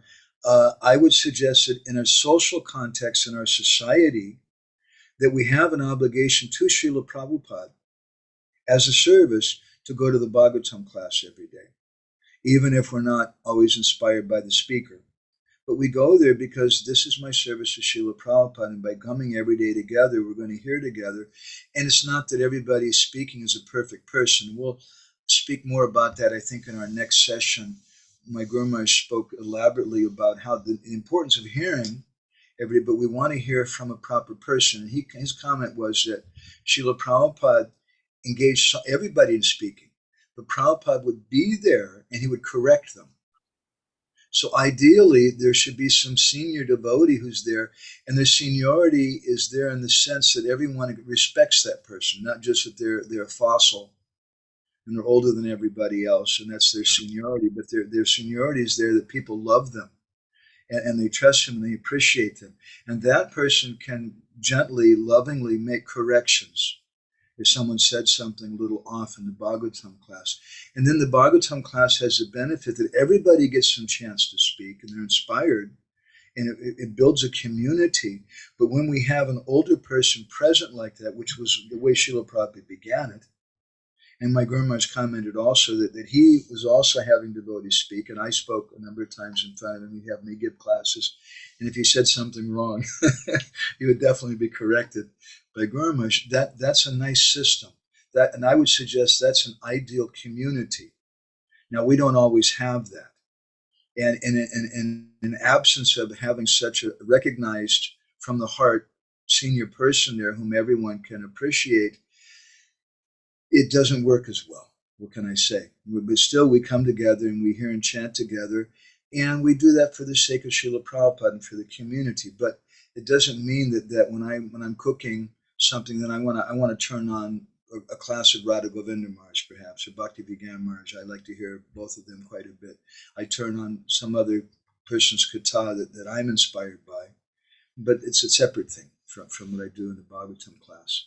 Is that helpful, Brajraj Prabhu? So it is not an offense to tell, I mean, I can no longer listen to your classes because I have limited time in the day, so please forgive me. But we do have an obligation to attend if we can in the temple. If we can. I mean, but in my free time, I have a morning program, and ideally we should be taking part in the entire morning program. Ideally, as a community, Srila Prabhupada wanted that. If we can't take part in the whole morning program, then we may tell people, I'm sorry, but I have to work early, or I have to do something, so I can't attend. Because that morning program, it does many things for us individually, but also collectively. It helps build a community. At the same time, I'll be so bold to say, to warrant that I'll bet everyone present in this discussion right now, we've all attended morning programs where we kind of winced, we kind of grimaced when someone was singing, just the flashy kind of way they were singing, or they're practically, trying to attract the girls or something, or the way they're pronouncing something. And it's a little painful for us. But still, we do that because that's for Srila Prabhupada. But then on our own, we become a little more mature. We should have our own sadhana. We have our own kathas that we'd like to hear from. Today you're hearing in this group with us. This is not something which is part of the morning program. So we can pick out some extracurricular thing that we like to do. And I don't see any harm in doing that. It's just like, it's not that you're being offensive to a girl because you don't tell her I love you. I already have a wife, so I'm going to be with my wife. But so please forgive me, Mataji. There's many other Matajis. I give respect to you, but I have my wife. I have my person I like to hear from, but I give respect to so many other different persons. Also, that respect should be there for everyone. And it's required for our society. And I think it's important that everybody go to the Bhagavatam class. Sometimes I see devotees bitterly complaining about the mood in ISKCON, but then they don't go to the Bhagavatam class. And if they would go to the Bhagavatam class, that's their chance to change things.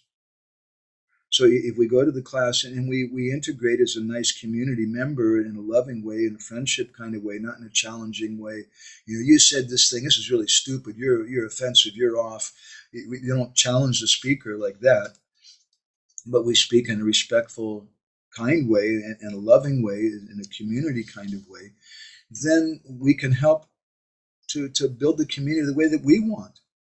Because we all have our particular desires, we all have our ideals, and it's never perfect in any relationship, even in a marriage relationship. The wife just wishes the husband would be a little more devotional, or get up a little earlier in the morning, or not be so angry, or not throw his clothes on the floor, or he would be a little different person. We're all, no matter who we're with, we always wish that this other person was a little better, was a little different. We also wish that about the community. So the Bhagavatam class is our chance to help change that. And then if you're like someone like Leela Purushottam Prabhu, you just build your own community, and you have your own small group. And that's another thing too, which is very, very sweet. And then you can go much, much deeper, which is why we're doing these programs here today like this. Okay? Thank you so much. I want to go on. Siddha Hari Prabhu, are you there still? Is Jaigor giving you prasadam regularly? Yeah, he's giving me the prasadam of Kirtan and other things also. He's cooking. Thank you. Cooking. Prabhu, I was appreciating your class. Siddha Hari looks a little too skinny, I think. You need to like... Yeah, he came back from Govardhan and he didn't have any meat on his bones. Too many obeisances. I was appreciating your class on this verse today. I was reminded when you mentioned this verse today, of this verse by Srinath Chakravarti, Radhya Bhagavan Vajesha Tanya Sadhama Vrindavanam. You know how Srinath Chakravarti says, that's the opinion of Chaitanya Mahaprabhu, that the Srimad Bhagavatam is Amalam Purana, and worshipping Krishna Prema Pamartha Mahan, Prema is the goal. And this is the opinion of Sri Chaitanya Mahaprabhu, So, so I was reminded of this this verse, and also I was reminded of another verse from Nectar Instruction, the Nama Rup Charitadi Sukirtanau Smrtayo, because there also the word Su comes in. You're mentioning Su Seva. So I was thinking there, Rupa Goswami is mentioning Su Kirtan, and Smarana. This affix Su on which you spoke, the how Su Seva actually implies Navavida Bhakti. So I was thinking about these two verses. I was wondering on one thing that you were giving example of His Holiness Golgund Sai Maharaj, that how when devotee question him that the devotees are not doing service, they're just hearing for so many hours, and Maharaj mentioned that hearing also is service. Now sometimes when we hear of such cases, a desire creeps in at least it arises in my heart that when I get an opportunity to be able to hear from such a sadhu for hours, because that's I feel is the ultimate need for the creeper in the heart to flourish, to be able to hear from sadhus for long amount of time. Otherwise, I feel it's just like getting a drip of nectar once a week, an hour, and then how long can you survive on that, and then keep going on. And this is like that's why my growth of bhakti is very slow. So I'm just wondering, I'm just saying my lamentation here. That's not really a question, but my remorse here that I wish I get more opportunity in future by blessing the sadhu that I can hear every day, like you had the opportunity to be able to hear for hours at a stretch and hear about Krishna and Krishna's pastimes and the philosophy. But who owns that hearing? Who actually is a rightful claimant of that hearing process? It's the person who does service. My Guru Maharaj, he told Shukadev Maharaj, he said, Are Baba, what kind of service will they do unless they hear? So that hearing indicates that it's expected that we're going to do service later on. But if we're just hearing for our own sense gratification, and then after Guru Maharaj's departure, we just go to hear from someone else, and then we go to hear from someone else, and we go to hear from someone else, because I always want to be with sadhu. That sounds very nice, and it's very good to be hearing, but what's the value of your hearing? What have you heard? The hearing should manifest in the desire to render service. So it's really important. I was also reflecting too, when you're speaking like this, that my Guru Maharaj, he used the phrase that when good fortune arises. He said, when good fortune arises, then you meet such a sadhu and you get some chance for hearing. And sometimes devotees, they think, consciously or unconsciously, that this good fortune arose for me because of my qualification, because I'm better than all you guys. And they make some divisions then in society, and they try to push themselves subtly or grossly as being better than other people because I got this chance to hear like this because of my sincerity. And because you weren't really sincere, you didn't get that thing. But that's not the context that my Guru Maharaj spoke it in. My Guru Maharaj said that when that good fortune arises, and it may be a very rare thing, and who does it arise to? It may arise to someone who's qualified. It may arise to someone who's not qualified. Someone may be very qualified and that fortune doesn't arise. So when that good fortune arises, we should be very, very happy. And Guru Maharaj said that we should break all the rules and just run to wherever we can get that kind of association, have that kind of Harikatha. That Harikatha, Tava Katamritam Tapta Jivanam, this verse, the Gopis said, that's our life. And that's that verse, that Katha is the life of Chaitanya Mahaprabhu. He's showing us what it means to be a devotee in the mood of the Gopis, that you want to hear constantly about Krishna from the right source, Rup Damodar, Roy Ramananda. That's our aspiration. And there's one lecture Srila Prabhupada gave, if someone reminds me, I could paste it into our chat sometime, where Prabhupada said that we should always want to have association with the Uttam and not just be satisfied with lower association. We should always have a desire for higher association. Otherwise, we won't make progress. And things will become mechanical. And then sometimes even it becomes worse and it's mechanical, and the persons in charge just tell you, don't aspire for anything higher. Just be satisfied that you come to the morning program every day and you do some service for us, or you give some money or something. And then it becomes like a church or something. And we've seen in Jagannath Puri, it's very much like that around the Jagannath Mandir. My reflections on your reflection, Baba. Is that okay? Thank you, Babu.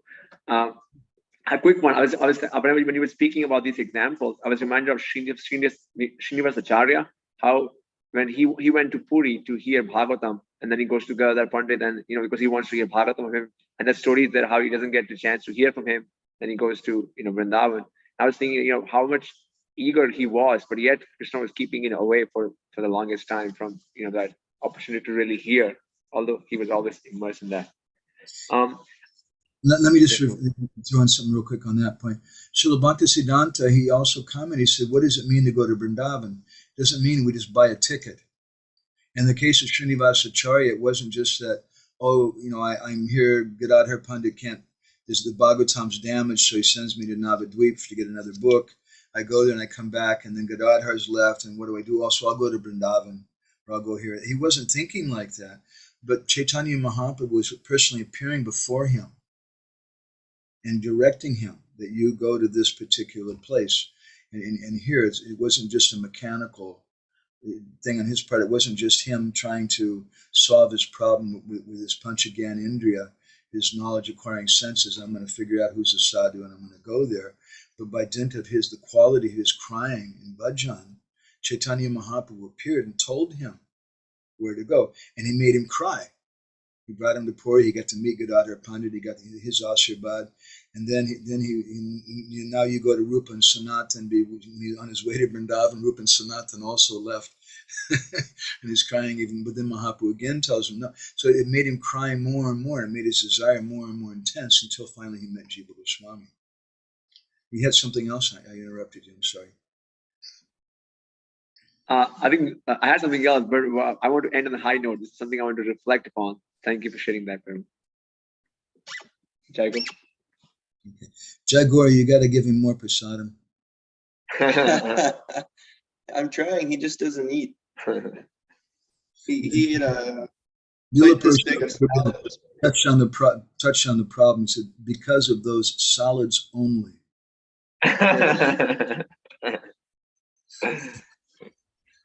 He makes everything out of the milk products and gives it to other people. Doesn't take enough himself. Is the milk still freezing on the bucket when you start? Not yet. Oh yeah, that was the other comment I was going to tell you, that we just sent some snow your way. I thought you wanted some. Now we have clear grounds. Did you get some there? I don't understand what you're saying. Okay, we just sent some snow your way. I thought you wanted some snow your way. we have clear ground. Yeah, the snow just melted. You're very, very kind. Thank you, Prabhuji. But when I was, after high school, I was living in Colorado. I worked for Keystone in the Arapahoe Basin, for anybody who's around from Colorado. And later I worked for Squaw Valley in California. I worked for ski resorts. I'm used to snow. I grew up with, but I haven't been around snow in like 30 years or something. And just walking even like 4 inches with ice, it's like, I just feel like I'm on another planet or something. Prabhupada said that civilized places where you can grow coconut trees. Right? I end my case.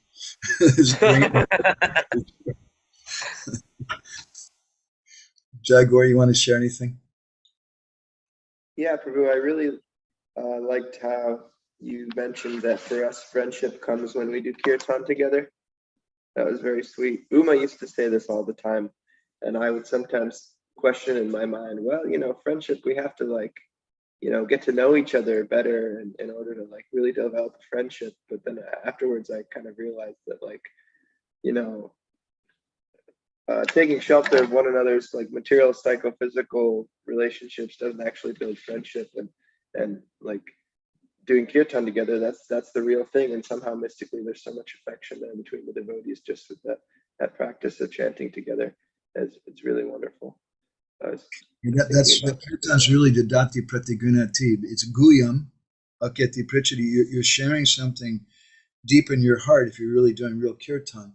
And you're giving charity by giving that thing from your heart, and you're accepting something from somebody else also. Sadvidim parilakshanam, that these are 6 loving exchanges. So if we think about it, kirtan really is the essence of all those 6 loving exchanges. It's perfection of it. Yeah, that's beautiful. And then one more thing, Guru. You were mentioning, you're quoting this verse, Name praspatita hori rupa guna karma, that, and you're saying that that remembrance should come naturally, not artificially. And I was kind of thinking about this, like, I guess one can think of it, like, it can be taken in a gradient of ways sometimes, like what natural and artificial mean, if you know what I mean. Like sometimes you might think that, like, you might say that it's artificial unless it just like pops up in your mind without any prompting, or it might be artificial if you're just kind of forcing it to happen. But I've been thinking about this lately, during chanting and just kind of thinking, oh, this is Krishna's name, and so I want to think about Krishna while I'm saying his name, and I'm kind of feeling like that. That desire is due to the chanting, right? But so I'm saying, like, I'm kind of making a determination. Yeah, I want to think about Krishna while I chant, but not that I am kind of like sitting down and forcing myself to, like, okay, we're going to think about this Leela and it's going to go like this, and not trying to squeeze it out, but at the same time wanting to think about the person that I'm whose name I'm saying. I was wondering if you could say something about that. If we do that because chanting, we find chanting so boring. So rather just think about this pastime that I read in Govinda Lilamrita or something while I'm chanting, and that's Smarana Prabhu. I'm putting steroids in my chanting. I wouldn't agree with that. Holy name by itself, and we should be so absorbed in the holy name that it'll automatically, these things will come up. If we, Leela Purushottam Prabhu is always quoting, Prem Prayojan Prabhu, about what is Smarana. And Smarana can also be something which is speculative on our part, which is Namaparad. We're just thinking, now I'm so advanced, I'm remembering this thing, but it may just be speculation on our part. It'll happen automatically if we just take shelter of the holy name. But at the same time, we should read and we should hear. And when we're chanting, whose name are you chanting? Well, Krishna, he doesn't carry a trident and have Tripundra. I was had like Lord Shiva. Krishna has a flute in his hand and a peacock feather, and he's bluish blackish. And it's that Krishna who's the beloved of the gopis and son of Mother Yashoda. That's what Krishna means. We should know those things. Otherwise, people just have no clue what it means at all. I knew one person before, they were hitchhiking around America and they were chanting a mantra. They told me some mantra. They were praying to Lord Shiva and praying about ganja. So it was a prayer that some marijuana would come to them. And they're praying to Lord Shiva. They have no idea who Lord Shiva is, what he looks like, or anything else. It was just some non-devotee in America. But the real desire is to get the ganja. So what is it? Why we're chanting? We have to read at the same time. We have to do that hearing. And not just reading alone, but we want to hear from someone who has some feeling about it. So I hope that's helpful. I better go. We have to be a little quicker. I'm taking too long. I have to give a class tomorrow morning. We didn't have our Tuesday morning meeting in Kurukshetra Kata because Krishna Kun wasn't here. But we're going to go on. I don't know. There's a couple of other devotees here. Brajabani, would you like to share anything? Hare Krishna, Guruji. Hare Let Krishna. me try to open my camera because I'm with my phone. Just a second. Do you see me? Hare Krishna. Yeah.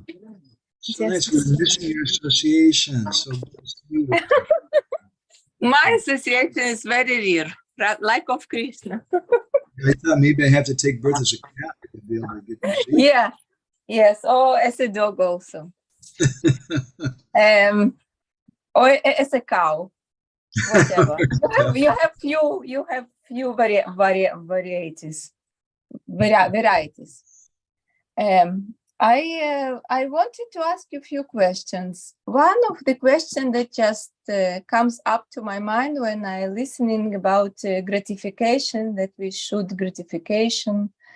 Vaishnavas and high Vaishnavas. That it's.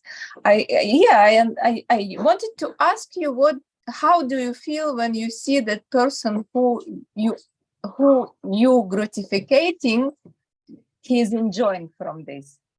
How do you feel about it? It's like a child.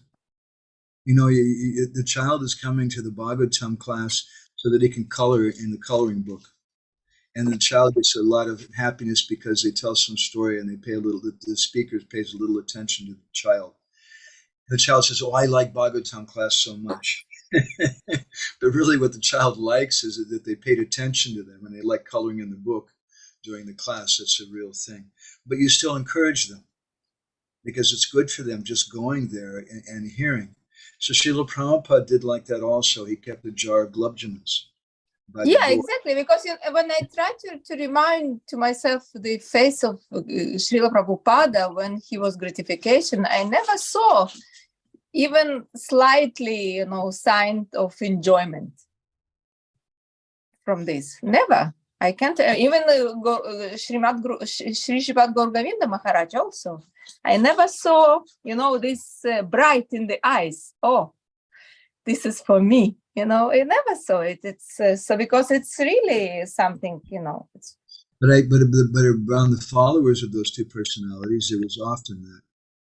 And they encouraged that. It wasn't the highest thing, but they encouraged it. Somehow or other you come to Bhagavatam class, somehow or other you keep hearing, somehow or other you do some service.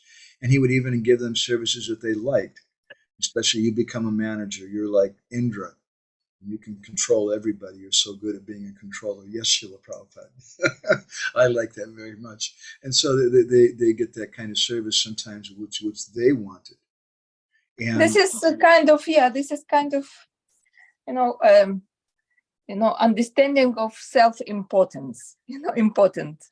It's ridiculous. But Srila Prabhupada also, I oftentimes remember Prabhupada, he sometimes said, you could even look in the folio, I also have a tongue. Prabhupada commented that way, saying, I also have a tongue. Prabhupada liked kachoris. Prabhupada liked sweets. Prabhupada he liked puris. He would take puris sometimes with white raw sugar. Which our healthy friends think is horrible, but Prabhupada liked sugar. Yes, but this is something else. Something else in the sense, I agree, it's something else in the sense that their senses are very pure.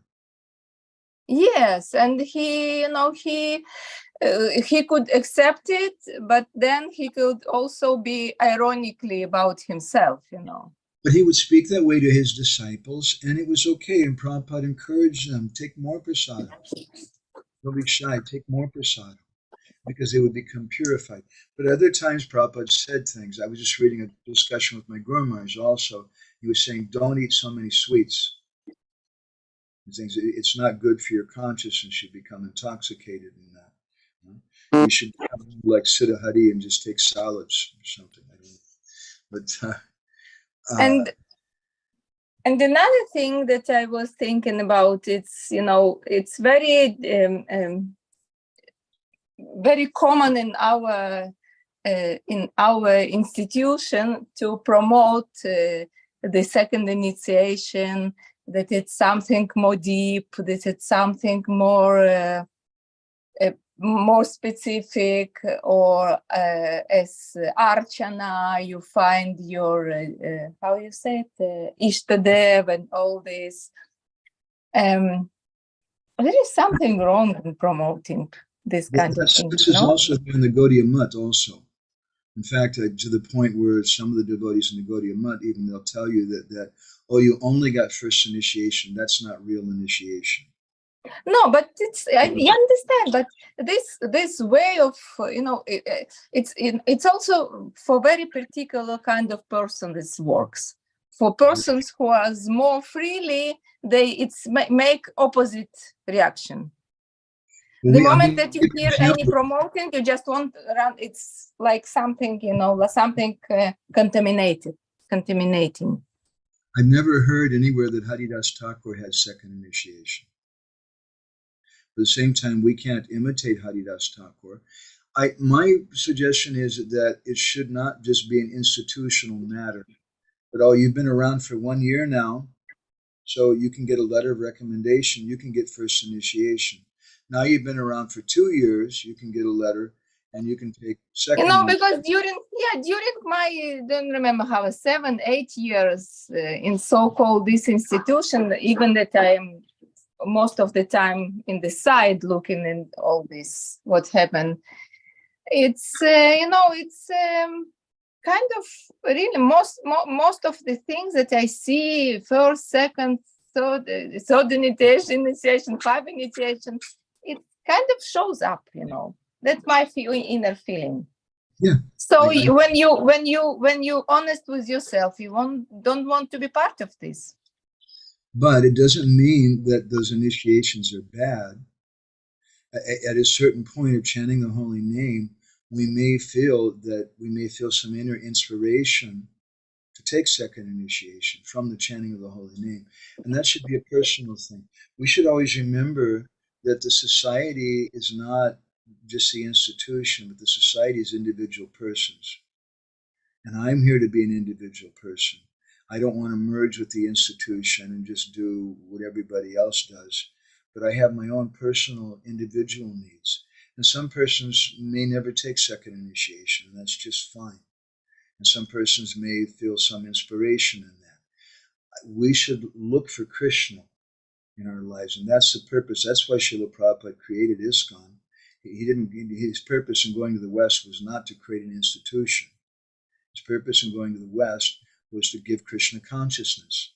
And we've commented so many times about this. The institution was the box to keep the gift of Krishna consciousness. So we should relate to it in that way. That's mature. But there's always, Prabhupada saw that a lot of people, they're shallow. And they'd like to have like a donkey has a carrot in front of him and make him move. Some people want to be told, well, after 1 year, you can take first initiation. After 2 years, you can take second initiation. Then after 4 or 5 years, you can take third initiation. You can become a sannyasi. And then after that, you can become a guru. and it's attractive to some people. What is the purpose of it? The purpose of it is to spread the holy name. And we understand that holy name is so powerful, and the Srimad Bhagavatam is so powerful, that if people, even though they have the wrong motivation, if they just hear the holy name and they read the Bhagavatam, then automatically all those bad things will go away sooner or later. And we should just tolerate those things. And we see them, those things are manifestations of envy. Then we practice upeksha, or neglect of those things. Is that helpful? Yes, and I will add one sentence that really touched me also. You know that I'm following of Hridayananda Goswami Maharaj, and I just listening a few things that he said a few days ago, recently in initiation, first initiation he was giving. And the only things that he said, and it's really touched my heart, that you need to know actually and deep practice 4 things. It's remember Krishna, never forget Krishna, do what is best or what Krishna would like, and not to do what he wouldn't like.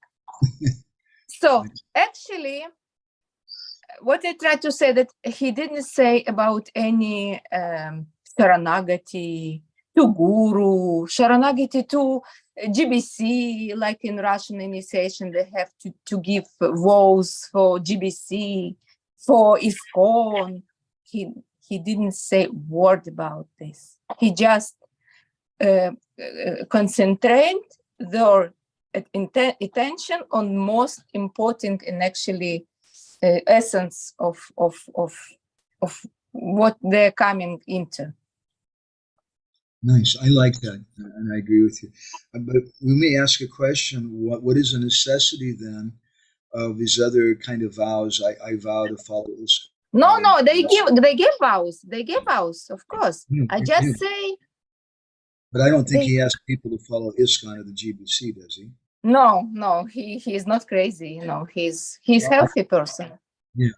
So, but what is a necessity? Why does that come about in our society? Because there's different persons. You have some people in Russia and some other places where that's the way their So mind. maybe they're not ready yet. Maybe they're not ready yet. Maybe they're in a platform that they're not ready yet.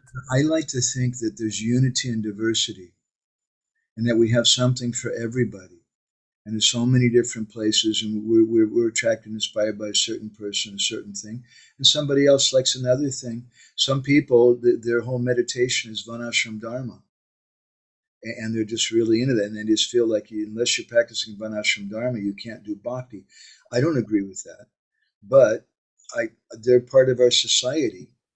Let me encourage them, and they have some place here, and I'm very confident that the secret weapons, these two secret weapons, the chanting of the holy name and the Bhagavatam, if they just keep taking that medicine, then any madness, any craziness will go away. And that's how I can cooperate with so many different people. And the other way I can cooperate with them is by keeping away from them. Yeah, this service you do the best. Okay, I better go. It's good to see Thank you again. you. We missed you. Nice comments. I miss you too, Guruji. I miss you too. Hare Krishna. Natalia, you were just here for a little bit of time, but you want to share anything?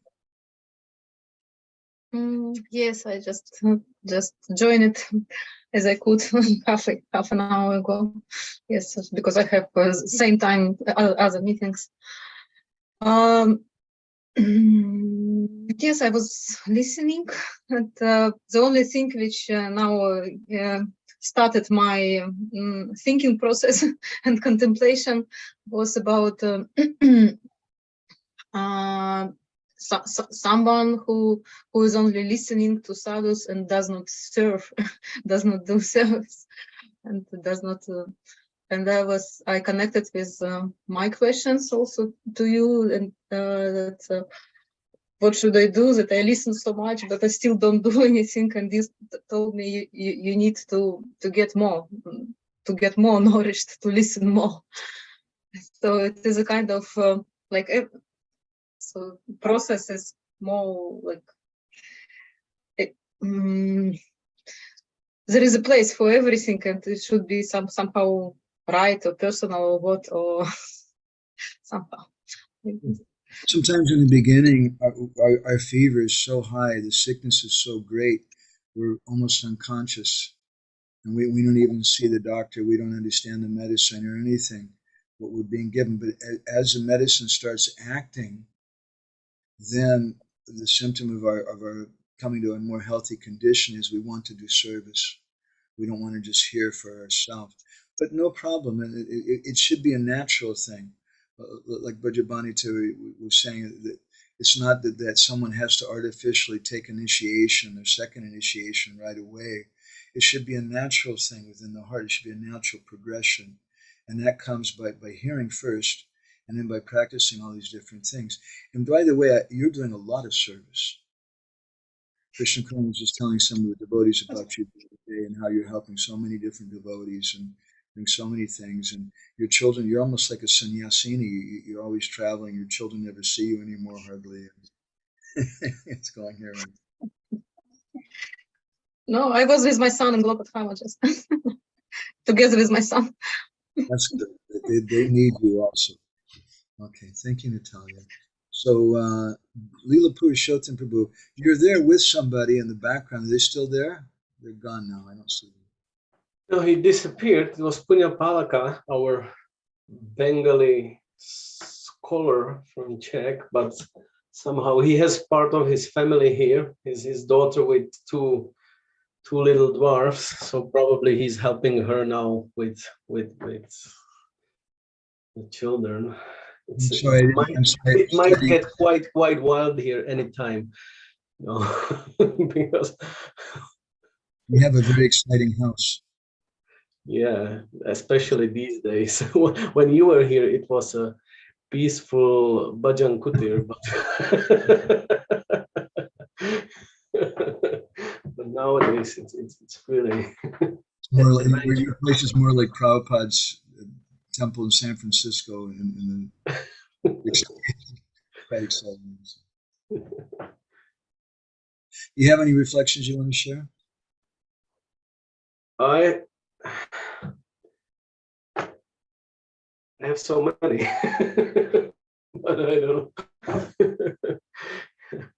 I really like that term susevana and the whole explanation.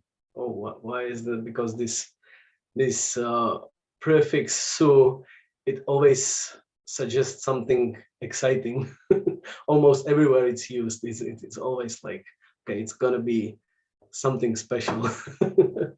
But as I understood, I wanted to just confirm, could it be explained in the terms that the susevana would be like connected specifically to these Navavidha Bhakti processes, that it's like especially speaks about like Svarup Siddha Bhakti, like something which is like direct, and then the other two, you know, Arup Siddha Bhakti, and these would be like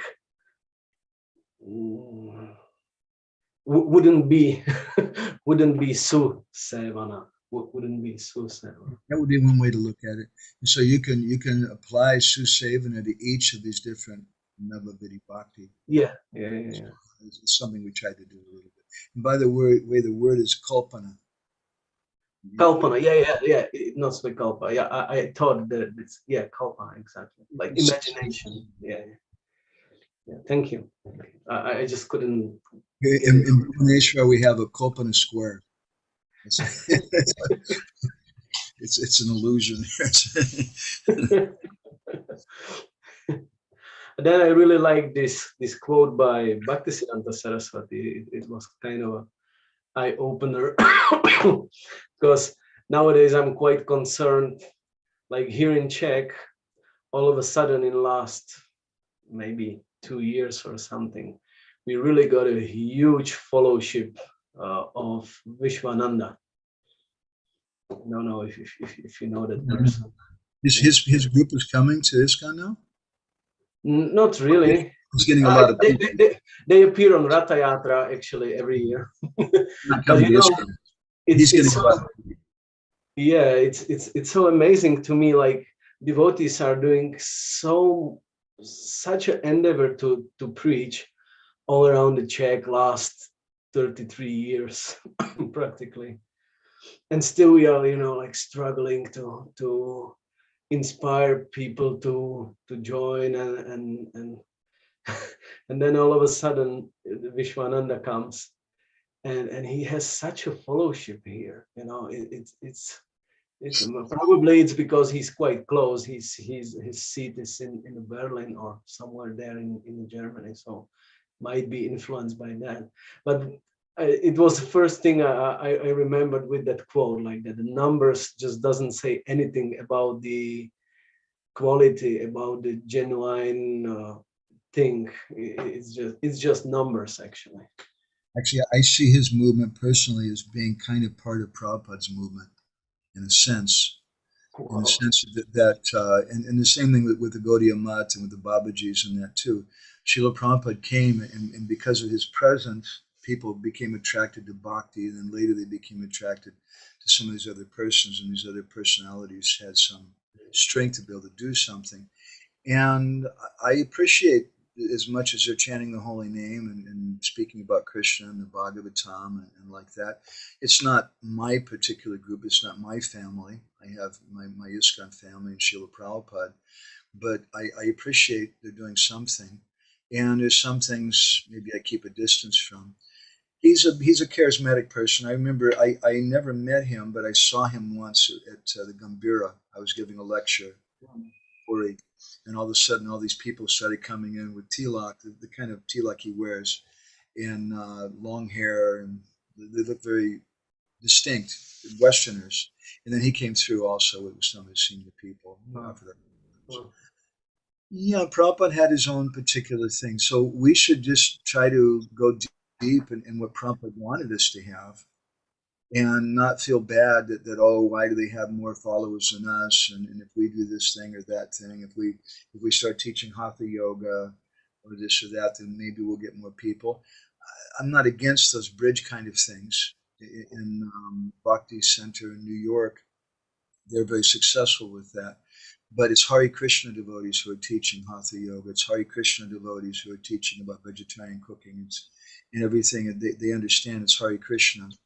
And they get a lot of people. In New Zealand, they're getting a lot of people in a similar way, the Yoga Loft program. Yeah. You guys are too busy practicing Varnashram Dharma there. I don't know if practicing, but there are certainly many devotees who are dreaming about it as a all-saving means. I wish him the best. I really wish him well. I don't personally have so much faith in it, unless the focus is on hearing and chanting in Kali Yuga. If even Smaranam, Vishnu Smaranam, Padasevan, Marchan, Bandhan, if even those things are weak in Kali Yuga, and those things need to have kirtan connected with them, then what to speak of Varnashram Dharma? Good luck. Yeah, that's nicely put. I have to say, contrary to Brajavanita, maybe I was really inspired by your elaboration on those mechanics that how we get our Ishtadev through the mantra, through the initiation. And you commented on it in that sense, but I'm strongly convinced that it's so individual whether we approach the initiation itself as like with the external vision, just getting some, position in society, to walk around with a thread around the shoulder and saying I'm second initiated. Definitely we can see that a lot around us, but it shouldn't be discouraged as a principle. Like it's only like strong expressing things. It sounded like it's almost on the rule, like hypocritical, which what I was hearing from Brajabanita, I appreciated that. What I was hearing from her was that she didn't appreciate when people are advertising and just doing something in a mechanical kind of institutional way. And I'm sure you'd agree with that too. That's yeah, definitely. It goes on a lot in the society. But your point is I think, a little more internal point, which I agree, which is what I was trying to present. That if we follow this process, Shravan, Kirtan, Vishnu Smarana, then comes the point of Archana in terms of our Gayatri, and that we realize something about our Ishtadev. That's what Jiva Goswami is saying. That's the ideal. Yeah, I especially like this line of thought. I really like it, and it should be stressed to the devotees actually, because so often we can observe devotees who are chanting their mantras for decades, and if you put them simple question like, who's your Ishtadev? Well, no, maybe Nrsimhadev or Varaha. I don't really know actually. Maybe Hanuman.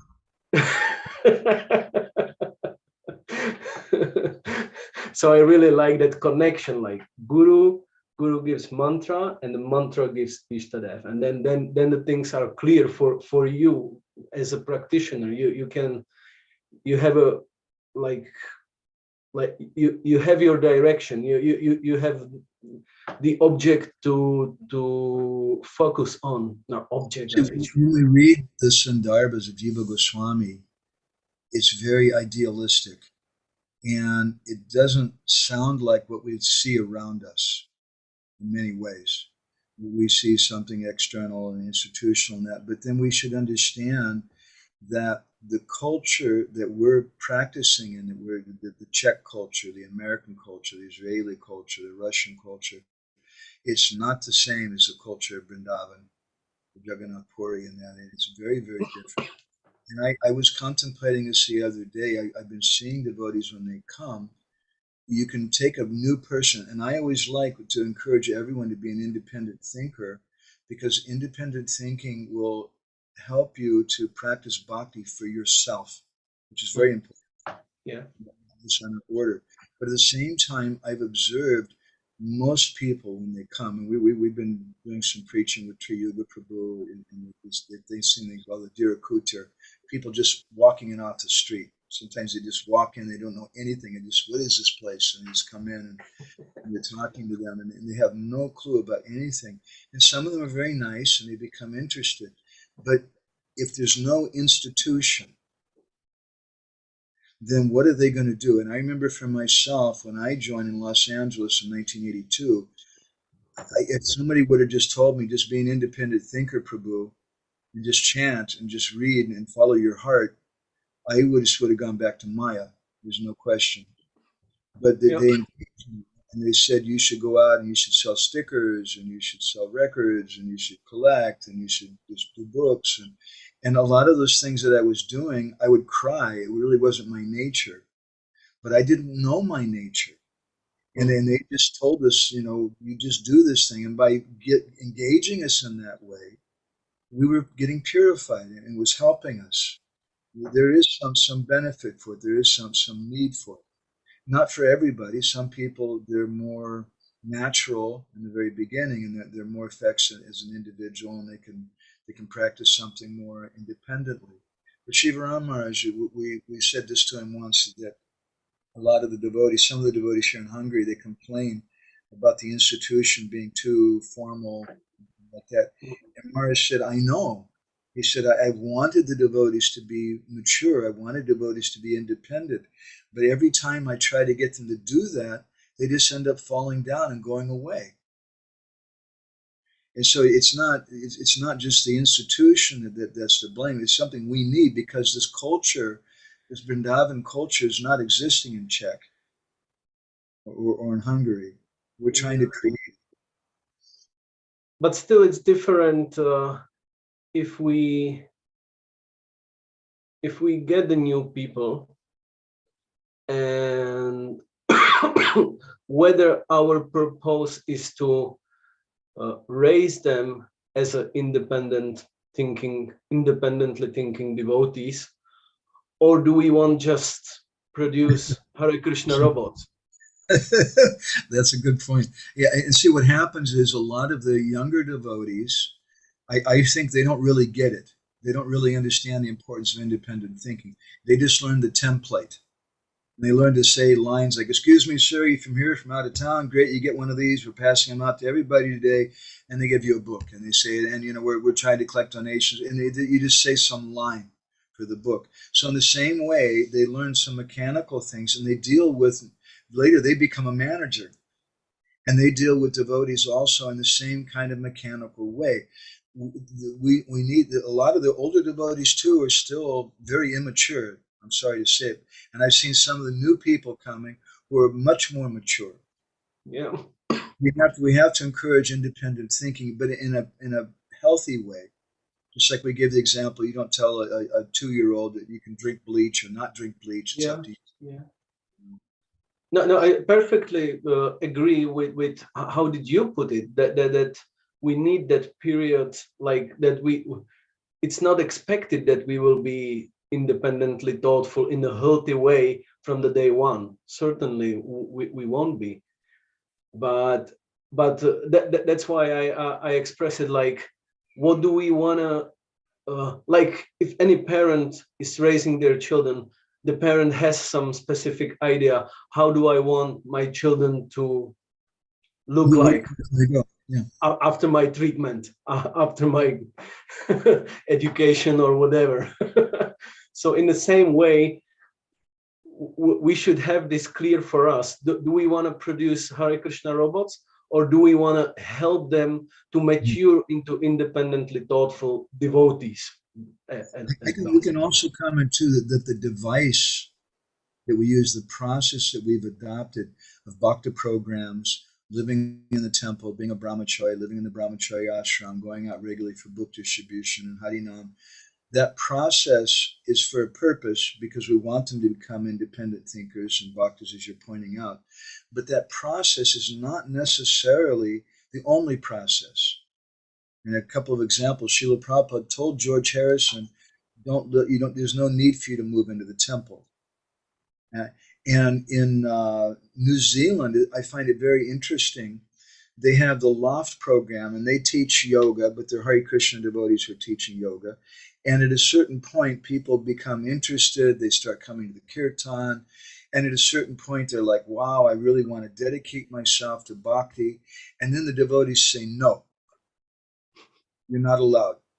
You just come, once a week, twice a week to the programs. And and then they start giving them more deeper counseling in their personal relationships, how to deal with their family and friends. And they don't let people move into the temple right away or become full-time devotees or become initiated. First, they let them sort things out in their life so they can digest it. We were speaking about that in Budapest when you were there. That girl Dora, remember, she stood up and asked. Yes, I really like those points there. Yeah, I still remember them. That's the point. Yeah, we want them to first have it clear for. Oh, Krishna.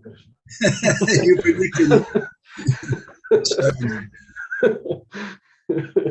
We first want to help them to have it clear for themselves, and then they can make their decision. But then it will be their decision. It won't be that we decide for them. Like, now you have to be brahmachari. Now you have to be this. No, we just help them to come to their decision. I really. You're making such a good point, and Brajabhanita, I think, has the same point too. That what we require is mature, older devotees to guide that preaching. Otherwise, when the preaching becomes mechanical, then it just translates that you should just be a Hare Krishna robot and just do what your authorities tell you. And that's very, very sad. And for the sake of the movement, sometimes we have some managers that are like that, and there's really nobody else to replace them. And then what do you do? But really, we need to take time with devotees and make sure they understand what our goal is. Just a second.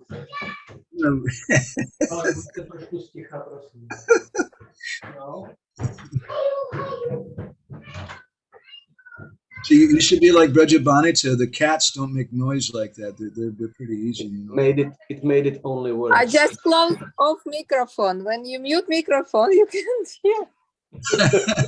I'm going to read Brajabhanita's comment here. I totally resonate. New people are like babies, and unless they receive real care in their beginning years, the next crisis they experience will cause them to fall away. There's too many examples in the U.S., and the caretakers should teach us to be independently thoughtful, but they end up teaching everyone to follow templates because they themselves have not received the internal revelation from the process and care in the beginning years. Well said, Brajabhanita. We have to understand when we're speaking to new people. Oh, that's Brajaraj Gopal Prabhu. I'm sorry. It's not me, but I have also to add something, but if you will just give me time. Yeah, just 1 second. That it's important. I find even with brand new people, when we meet someone on the street, we don't tell them, yeah, come to our temple. We have a system. You get up the same time every day. You chant a certain number of rounds. We don't just like tell them some mechanical thing like that, and they go, wow, that sounds like the most exciting mechanical thing in my life. No, we tell them something like, you chant this mantra and you might see God. You chant this mantra and you become ecstatic. People are attracted by some realized thing. And then they come to the temple and we tell them you can't have that and you're too fallen for that realized thing. And you should just do these mechanical things. And that's okay. There's some benefit in that, there's some purpose. But we need to have some long-term understanding. Brajabhanita, you want to add something else? I'm going to finish with this. Yes, I just wanted to say that we are very rarely, unfortunately, gives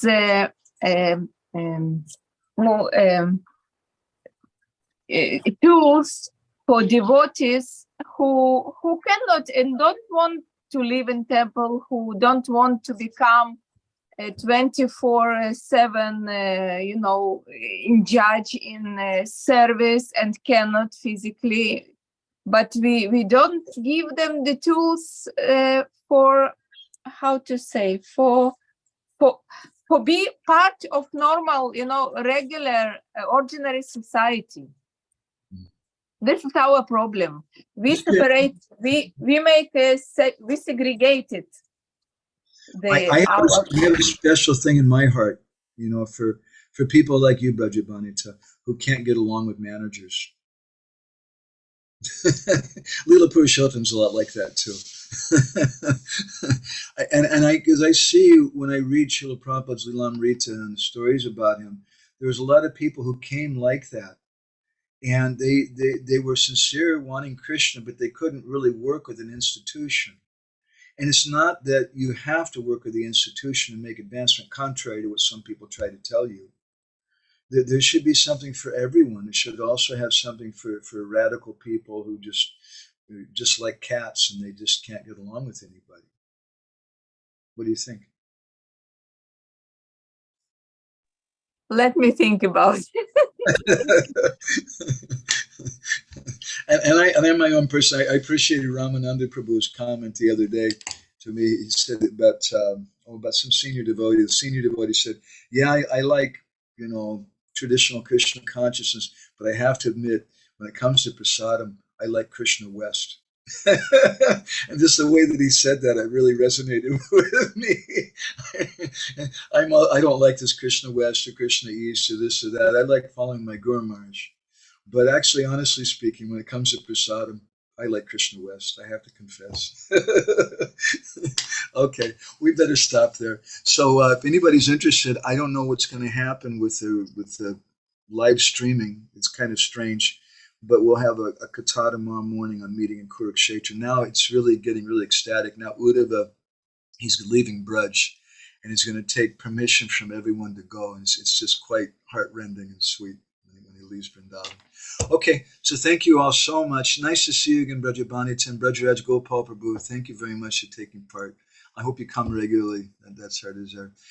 Srila Prabhupada ki, Samaveta Bhaktavinda ki, Gaur Premanandi Hari Hari Bo, Vancha Kalpa Darubhischa, Kripa Sindhu Bhyevacha, Patitanam Pavani